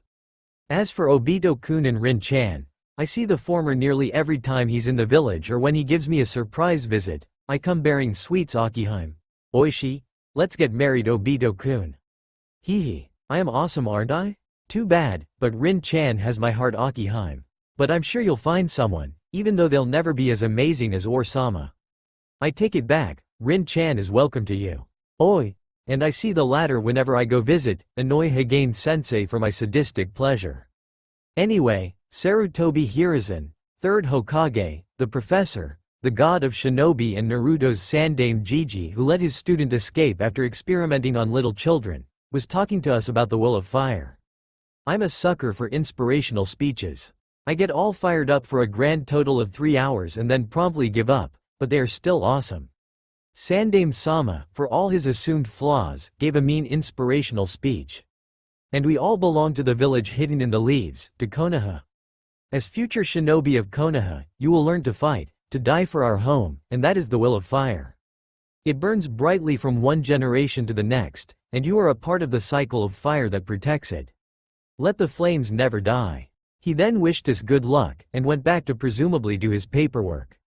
2 teachers stood at the front of the congregation and began calling names out to stand in 2 separate lines. Unlike normal rambunctious kids that would never listen to teachers in my old world, over here we're a military trainee group, and these are our superiors. We listen. I was called out to the first group, which had all 3 of the orphans I knew, Shisui-chan, one of the civilian boys, 2 noble clan kids, one Hyuga and the other an Akamichi, and 2 minor clan kids, both of whom I knew from the forest excursion. There were 10 of us in one class and 11 in the other. Every 2 years we got shuffled around and we had Shuri Kenjutsu practices as a 21-strong class. They mixed up the students that took certain specialized classes based on knowledge level, e.g. It'd be redundant putting the Yamanaka in our batch with the rest of us for meditation and psychology because she's presumably more advanced, and all the kunoichi took the kunoichi classes together. I'm guessing this is done because, as we were going to fight and eventually die together, we should at least know who we were dying with and what their skill sets are so as to best use our abilities to complement them. The academy training lasted a grand total of 5 years during wartime, unless you advanced speedily, but that happened only twice so far, once with Hitaki Kakashi and the other with Maeda Guy who graduated at 9. Unlike during peacetime in Naruto's time which lasted 7 years. Or that could have been because Itachi snapped and went berserk, so they wanted to reduce the pressure on the students so as to minimize chances of another mass genocide, whichever. I was glad I was in the same class as Shisui-chan. Emiko-chan, Shisui-chan and I sat 3/4 of the way to the back, appropriate enough to show interest but far enough at the back that majority of the class was in front of me so I could watch all of their interactions. You could say it's become a hobby of mine, to watch the way this world differs from my world, specifically the way people interact with each other. A lot of things differ from home in subtle ways like, for example, children here are not only allowed to go wherever the heck they please, they are also always watched. Because they're always watched, they do reckless things that kids of our world learn after messing up once that they aren't supposed to do. Since they don't learn that something like jumping off a high building can sever their spinal cortex, they don't ever worry about it. Because they don't worry about it, they can do those daredevil stunts required of an active duty shinobi and actually manage not to think, oh my god, this is impossible, why am I doing this, a jagabablarg. Fortunately, I respect the magicalness of chakra and its law-defying powers way too much to be overly worried about snapping something integral to my survival. Still though, it's really interesting to think that this is natural, that shinobi do this unconsciously, without thinking about it at all. None of them think it's weird to watch and be watched constantly because it's been happening since before they were born. Another example is the treatment of girls in this world. It's like a modern version of our ancient way of treating girls. Here, a woman is the one that carries on the family line, but what takes precedent in non-noble clans is that the woman produces soldiers. More than that, women and men are only ever segregated for kunoichi classes and bathroom necessities. Even the changing rooms are uni. Granted, we all wear underwear and it isn't too traumatizing at this age, but still. Desensitization at a young age indeed. No, seriously, I thought it'd be difficult to get the girls and the boys to play together, but either Naruto's time is more influenced by civilians or we interpreted their world based on our values, because it was seriously simple. No cooties, no thinking boys are smelly, no thinking girls are weaker. Okay, maybe there's a lot of men are macho going on, but generally, girls only have to prove their strength to be acknowledged. Their strength lies in the subtle arts, so generally the girls are considered more rotten by the civilians. Very few consider girls to be weaker. I'd found it slightly weird, but thought it was for the comedic effect, that Tazuna the bridge builder thought that Naruto was weak when Sakura looks less able than he does, objectively, when you have no idea of their actual skill level, but it makes sense now. The class began and a woman who introduced herself as Bunko Sensei, Chunin, talked about the history of Konohagakure no Sato, asking all of us to share our own knowledge. No one did, mainly because there were only 4 clan kids, me included, and we guard our family history jealously. It's ours. It's a leftover indoctrination from the warring clans era, and it's been subtly injected in all of us. Clan pride is important, too much is bad, but knowledge is power. But it's my clan history. But that's wrong, to hold back just because of pride is. But what would Oto-san think? He doesn't need to know. But he'll find out. Breathe. There are orphans here who don't have a family to tell them anything. They're your nakama Akito, they don't need a disadvantage like that. Not everything, not what belongs to my clan, but enough that they don't anger the wrong people out of ignorance. I raised my hand when no one volunteered any information on the formation of the Hospital League. She gestured to me, looking grateful that someone was saying something and surprised that it was an Uchiha. As a matter of fact, so was everyone else. The Hospital League was first created when civilians began complaining about how much less they received in terms of healthcare compared to shinobi. Shinobi argued that they were stronger and more physically fit, but a then recent study had shown that it was because they had Iryo Ninjutsu, the art of using chakra to heal, which was a more effective method of treatment than what the civilians had at the time. The Hospital League came into fruition 30 years ago, headed by Tsunade of the Sanin and Daisuke of the old civilian families after a shinobi went rogue because his civilian wife died of a disease they had both contracted, but the medics referred her to the civilian doctors and didn't treat her because she didn't fall under their jurisdiction. Even today, many civilians still resent medics more than they resent other types of shinobi because they are not only always in contact with them, but also because it was only when it affected shinobi that they actually changed their policies. That was a long blurb, but everyone listened. They'd gotten used to listening to me, and while usually I don't talk so much about history, I do tell them stories from my own world and they can get pretty long, ranging from a week to one that lasted 3 months. After that, everyone began volunteering tidbits of information, and people actually began asking questions. It became a lot more interactive, and I don't know whether Bunko Sensei was grateful or downright hated me. Oh well, we had a geography lesson, and I remember hating geography. The wind currents and jet streams and pressure zones and tectonic plates were mind-numbing. I still hate it, but it doesn't mean I didn't know it. Also, there's less technical stuff here. I checked the curriculum they told us to give to our parents for approval. Oto-san barely glanced at it and told me that it didn't matter. My Aikido-chan will do well no matter what they teach. I love him, so that's a bonus. I don't even know whether this world has tectonic plates, or whether there's just 1 or 2 massive ones. Is this the only landmass, barring Mizu no Kuni? Are there more? This bears further reading. We also had a maths lesson, and I remember loving maths. Everyone used to think I was a complete weirdo because, come on, it's maths. I've just always loved it. The maths lessons were all trajectory and finance based, and yes, even shinobi need to learn the quadratic formula and the mid-ordinate rule. For some reason. Anyway, after these 3 sitting lessons, we had a taijutsu lesson, where they taught us the Daikin style, which roughly translates to first flame. I think they take the fire metaphor way too far in Konoha. I love it. We don't begin Genjutsu until next year and Shurikenjutsu until the year after that. We do throw things, but only stones and only at each other, kind of like dodgeball except, with stones. All in all, I'm having fun. The kids all seem to follow my lead here just like on the playground, and while I don't give them orders, that feels way too weird. They seem to follow my example.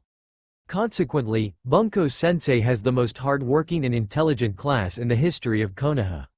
Really, there should be an award for this given all the praise she gets for, somehow managing, to get this class to strive to be the best. Taking my credit, I feel cheated? Barring the unfairness of it all, the classes are not only enjoyable, they're also a brilliant way of assessing my peerage. Unlike anyone else in my unique situation, I don't have to hold back.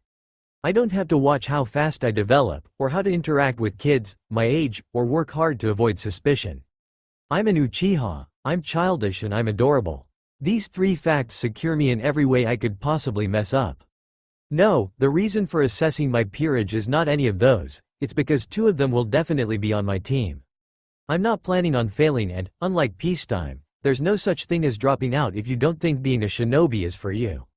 Also, two of them will be on Shisui-chan's team, and they're going to be some of the few that will protect Konoha from not only epic-scaled invasions, the Suna Auto invasion comes to mind, but also frighteningly OP battle sequences. Pain's obliteration and the subsequent Kyuubi on Rampage is a prominent example. They're not scared of me. I know that much. I was worried about it once and I told Shisui-chan. He looked at me thoughtfully and pointed out that it's a valid concern. But I don't think you're scary. I think you're, and then he blushed cutely and said, awesome. He always does that when he says awesome. I think he's embarrassed by how lame it sounds when it's not said with the right kind of enthusiasm. The next thing I knew, the entire class came up to me one by one and gave me a sweet that either they made. Emiko-chan's sweet dumplings tasted like acid dipped in salted marshmallows, and the civilian boy, Sato Isamu, has the hands of a food artisan. I think his family owns the sweet shop near Chushin Street, or they bought, basically, everyone else, and told me exactly why I was awesome. I don't know how Shisui-chan managed it, but he's genuinely awesome. I mean, Hageshi used the words ebullient and culpability correctly. Who else could have possibly managed to make him do that? But anyway, the reason nearly nothing gets past me is because I have big sister senses and Shisui-chan, who might as well have eyes at the back of his head. He's like my right hand, and now it really does sound like I'm an evil overlord, doesn't it? But I'm not, no matter what Tayaki-ji-san says. Speaking of Tayaki-ji-san, he's getting married. Oto-san was agreeable to the change. It's about time, Tayaki. Thanks for that, Fugaku-sama. Your enthusiasm is most dignified. Oh, not again. Look, it was the one time and I was 3 sheets to the wind. You can't really hold that against me, right? I have blackmail photos. Name your price. No embarrassing stuff about me in front of Yoruchi-san. Until after you're married. I have the one where you wore that pink. On second thoughts, you bring up a very valid point of contention and I will defer to your will on this matter. Hey, she's a bad influence. Thank Kami-sama for that. Oto-san is a lot more enthusiastic than what I'd seen in the manga, but I don't know whether he changed because of me or whether having more pressure, more years and a Sasuke was the cause of the change from sometimes playful, sometimes strict, to never playful, always strict. I'll reserve judgment. But yeah, I'm helping Yoruchi-san get ready in an hour, as much as a 5-year-old can be trusted with these sorts of things. Until then, Itachi Tuto is being fussy. The obi is way too tight. That's only natural, Oto-uto. Any looser and your hakama will come undone. But it's uncomfortable. Are you dying of pain? No. So I should suck it up and take it like an adult? Yes. I finally secured the top layer of his traditional kimono and then smiled because, wow, he looked adorable. His hair, falling limply into his wide shining eyes, was swept back from the left side with an ornamental pin, with a sparrow design in deep cherry color. The rest combed artistically messily to the right. His pouty face did not detract from the vision of cuteness in front of me. I hugged him tightly and he let me, even hugged me back. I've trained him well. Or rather, he's yet to get it into his head that being hugged by his elder sister is something to apparently be embarrassed about. I hope that day never comes. My kimono was just as formal, but the Uchiha crest was silver for mine, whereas his was the traditional red and white, and I had more flowers in shades of green embroidered on mine. The outer layer for both were black, the inners were silver, and the obi, for me, lilac, and Itachi Tuto cerulean blue. Okawa-san had painstakingly coiled, twirled and tamed my generally not perfectly kempt hair, because, just like in my old life, I'd been in too much of a hurry in the mornings to be not late for school to bother combing my hair, and they looked good messy anyway, so what was the point when I came back home?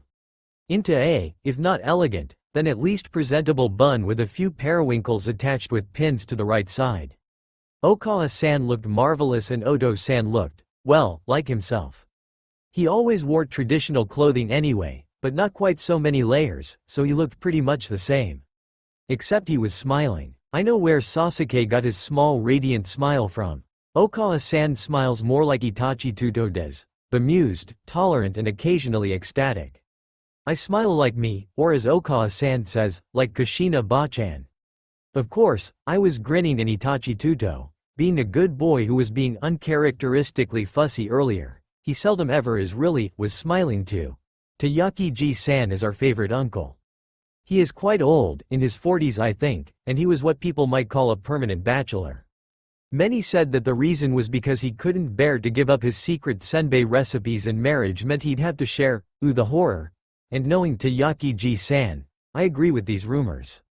Also, he apparently has commitment issues, but that's really none of my business. There, near the Naka shrine, was where a small marquee had been erected for the bride to get ready in, await her doom. The guests, i.e. the entire clan, were spilling out of the shrine, where the ceremony was to take place. Okawa-san and I headed towards the white marquee and Itachi Tuto with Odo-san holding his hand went to secure our place inside the shrine. Yuruchi-san wasn't very young at all, but she still had a proud shroud surrounding her and her bearing alone made her respectable. She has graying hair, small eyes and very prominent cheekbones which become even more prominent when she smiles. Unlike most Uchiha, she wears dull shades of gray and brown on a regular basis and currently, she looks so very happy that her age doesn't show at all. Her hair were loose around her shoulders and spilled onto the Uchiha crest embroidered on the upper back of her far too elaborate to ever comprehend bothering with shiramuku, completely white, lots of thin silver belts holding all the pieces of silk together and an obi. She was painted white from head to foot, as per tradition in the noble clans, and her lips were painted a deep red. She turned around as she heard us enter and looked especially pleased to see Okawa-san. "If you would please tie my hair, Makoto-sama." "Of course, Yuruchi-san. Okawa-san is a dragon tamer." "No, really, she is. She can tame anyone's hair, and mine might as well be individual dragons." Yuruchi-san's straight hair were up in a most complicated knot in a trice and, after Okawa-san helped her don her headpiece, she was ready. Yuruchi-san's parents died on a mission, during or before the war is anyone's guess and it's impolite to ask, so Okawa-san and Odo-san, as clan head and practically the in-laws, are filling in as her parents in the ceremony. In this world, stand-ins happen far more commonly than a wedding without them. Okawa-san then escorted Yuruchi-san, exactly like during the rehearsal, into the Naka shrine as I trailed behind them. The crowd had already parted with Odo-san standing at the helm, ready to give away the bride to her groom. It was a very short walk to Tayaki-ji-san and, after both men bowed to each other, during the rehearsal, we had to do it at least 4 times because one or the other started snickering at the sheer weirdness of being so formal with each other. Yuruchi-san and Tayaki-ji-san walked up to and kneeled down in front of the dais where a sculpture of the Dragon of Autumn, carved from obsidian and bejeweled with rubies, sat gazing fiercely at the congregation. The Uchiha virtues were recited by the couple in the dim lighting of the flickering candles, their voices echoing slightly and reverberating in our bodies. Itachi Tuto leaned in closer to me and I held his hand. The Dragon of Autumn is who the Uchiha clan credits for our victories in battle, our continued prosperity and the flames that we breathe. It serves as a conduit for the Great Flame, one of the 5 spirits that rule the elemental nations. It was like magic, the timbre of their voices seemingly taking on a spellbinding quality in the 80-years-old shrine, where our ancestors had bound themselves to each other in the same manner they were doing today. A cycle of unity that is never broken, timeless and traditional. There's no such thing as divorce in this world, because it never happens. Ever. So to get married is unequivocally forever and, when they died, their spirits would find each other in the afterlife. Because they live so briefly and die so unexpectedly, shinobi are extremely romantic and uncannily sentimental. It breaks them and mends them, and love burns and hatred corrodes precisely because they do so deeply and with all their hearts. Marriage is never taken lightly here. As the chant came to an end, the last notes suspended in the hushed still air, they rose together and turned to face each other. Tayaki-ji-san removed Yuruchi-san's headpiece and threw it up in the air above them. Odo-san breathed fire and it burned, the flames licking it and consuming it before it could hit the ground, the ash floating in the wind merrily. The ruby eyes of the dragon of autumn glinted. The couple embraced and led the procession out of the shrine hand in hand. It's nothing like any ceremony in our world, and it makes the whole thing so much more special. 6 months into my first year at the academy, a new student joined. He was an orphan refugee and, under normal circumstances, I would introduce myself and integrate him into the system as painlessly as possible. As it stands, the boy's name is Kabuto, and he wears circular glasses, sports white hair and eventually goes on to reviving all the undead in the world, traumatizing several characters and generally being a traitorous indecisive backstabber with no purpose in life. The last update I had of him was that Itachi and Sasuke somehow caught him in Izanagi or something. I don't know anything about him after that, but I do know that I hated his character even more than Children Experimenter and Hokage killer Orochimaru. So no, I didn't bother trying to get to know him, barely glanced at him and ignored him. My Kunoichi classes were going well and Emiko-chan has found what she wants to do with her career, infiltration. She's a kid, Kami-sama, she's just a kid, and I can't stop her. It hurts sometimes, but I weather on because I'm an Uchiha with a mission, and misplaced sentimentality isn't going to get me anywhere. Flower arranging, collecting flowers, tea ceremonies, geisha dancing, flirting, small talk, secret languages. There's far too much that women have to learn in this world, and let me tell you, I won't remember any of this in another month's time. I'd never known how to flirt in my old world. I was of the firm belief that comes after marriage and you only think about marriage when you're 25, and that there was no point even trying until then. No kissing, no holding hands, no crushes, no boyfriends, no hugging men in a not platonic way, no nothing. I just didn't. It was going to be just that much harder for me in these classes because of that. I aced the tea ceremony though. The posture was simple compared to what Okawa-san put me through practically my whole new life, and the movements were easy to copy once I'd seen it. No Sharingan, and at the rate I'm going, I'll probably never get it. I just don't stress easily, I don't worry too much, and really, emotional trauma is something I suppress to the point where I don't even feel anything. So no, not going to get the Sharingan anytime soon. I'm strangely okay with this. Also, I feel inadequate, but mostly this is a good thing. I won't have to remember things I don't want to. I'd never had a good long-term memory in my old life, but apparently, that is not the case here because, so far, it's exceptional. I won't have to worry about people stealing my eyes for my special powers, and, if worst comes to worst, neither Itachi Tuto nor Sasuke will be stealing them. But that's a worst-case scenario. I happen to like vision, so I'm really working hard to ensure that the possibility of eye stealing is put paid to. How well it's going is up for debate.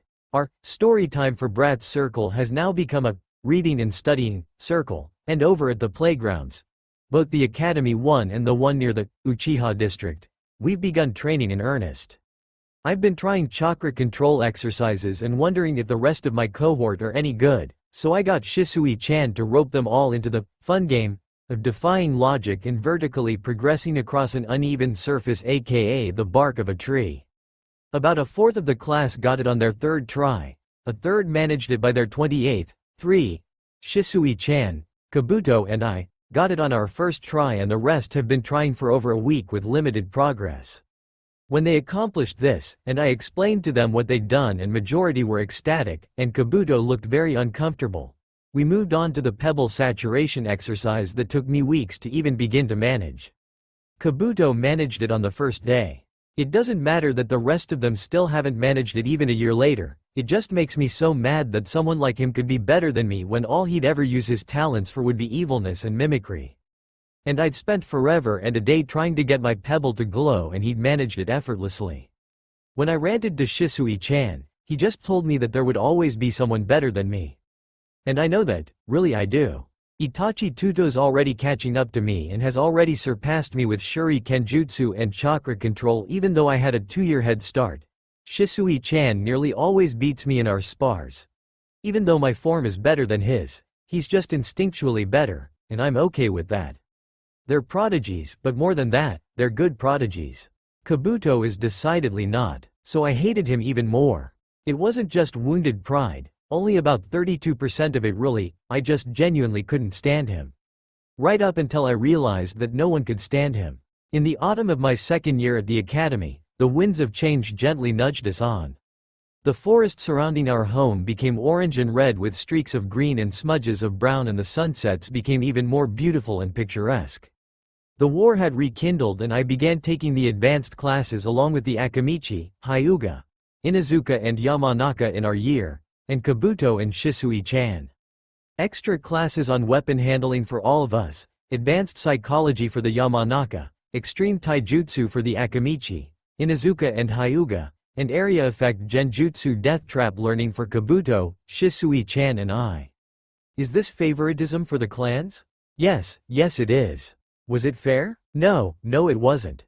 Did I care? Honestly, no. Equality and etc. is for people different than I. Freedom, fraternity and whatnot wasn't something I was too bothered with, never had been. I lived in my own little bubble of happiness, and if anything touched that, I would act, but barring that, I just didn't care. I'm of the passive category, the part of the population that things happen to, not the part that things happen because of. I forgot that this was a different world. Most of the time, it didn't make a difference. But sometimes, I forgot how much influence I had over my peers. It didn't happen to me, it happened because of me. Kabuto had no friends, not a single one. No one talked to him, people avoided him, no one acknowledged his existence. The kids treated him like dirt, and they hid his things and dumped his shoes in the bin, ripped his books and hid his glasses, all because I didn't like him. Mob mentality at its finest. My fault. I changed his life, and not in a good way. I made him miserable, wanting to hurt himself and not wanting to come to school. At first I thought he was just sickly with the number of times he just didn't show up for class. Then, when word got around that he was in pristine health, I just thought he was being the classic example of a truant. But when I overheard the teachers talking one early October day, about how they might have to drop Kabuto out of the program because his future comrades would never get along with him. A shame too, he was such a promising candidate. You know the rules, Bunko-sensei, though I agree it is a shame. But if he can't manage his peers, he can't manage his enemy. True, I'll give him another week. If he can't manage to turn things around for himself, advanced class or not, he's leaving the ranks. I don't see how another week will change anything, but if you think it best. If Kabuto never became a shinobi, I thought as I walked into class and distractedly sat next to Shisui-chan, then the Edo Tensei, and Orochimaru, and the Sound 4, and the Oto Suna invasion. Everything would change. When Orochimaru lost his arms, Kabuto wouldn't heal them to a bearable condition. Heck, Orochimaru might never have known enough to invade Konoha if Kabuto hadn't been a spy.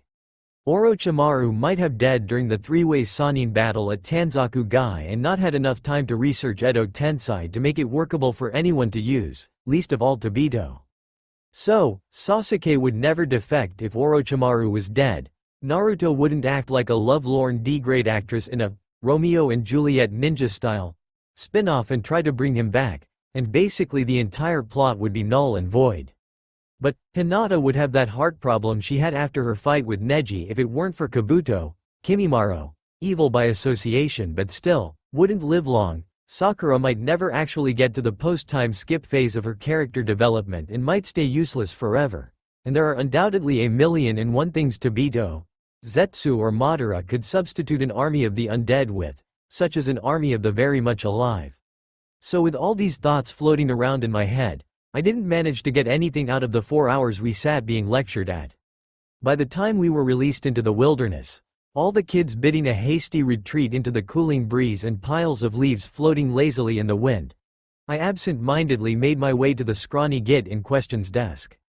He was sitting hunched over a battered obento, but as I came closer, I saw his muscles tense and I knew that even if he wasn't using his soulless eyes, he could see my every move.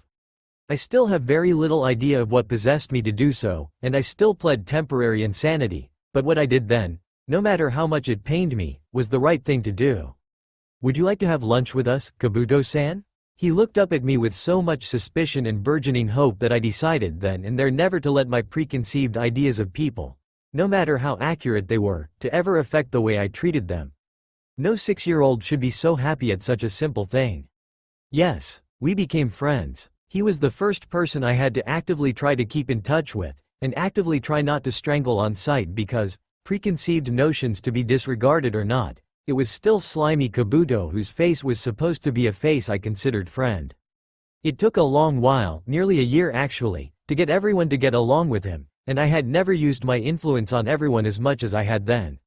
I learned my limits then, and I knew that I wasn't their supreme overlord. Well, I wasn't supreme overlord for all of them, but a fair few definitely did everything I told them to. Like mold greening a piece of soggy bread, he grew on me. And no, Bunko-sensei's smug looks in my direction whenever I included Kabuto in anything did not escape my notice. I'd been thoroughly played. Oh well. Akito-san, the grass is wet here. Stop complaining and sit down, butt munch. I agree with Kabuto-san. Maybe we can eat indoors today? Shisui-chan, when it rains during a mission, do you really think they're going to care that the ground is wet? No, so sit down. Think of it as practice. I'm not a shinobi yet. I'm sure I'll have plenty of wet days when I am to get used to it. Yes, I don't see why we have to subject ourselves to. Sit down, now. And thus they sat. I have prevailed. Bossing 6-year-olds around is therapeutic, I tell you, therapeutic. Shisui-chan is glad he's got an ally in dealing with my apparent madness, and Kabuto is insanely glad to have friends. I, on the other hand, have no reprieve whatsoever because, not only is the Uchiha massacre looming ever closer, but I'd also realized, during one of my intermittent kunoichi classes, that for 4-year-old Itachi to have been affected by the war, he'd actually have to be exposed to the war. My big sister senses are going haywire. That's all for now. If you enjoy, then please like, share and do comments.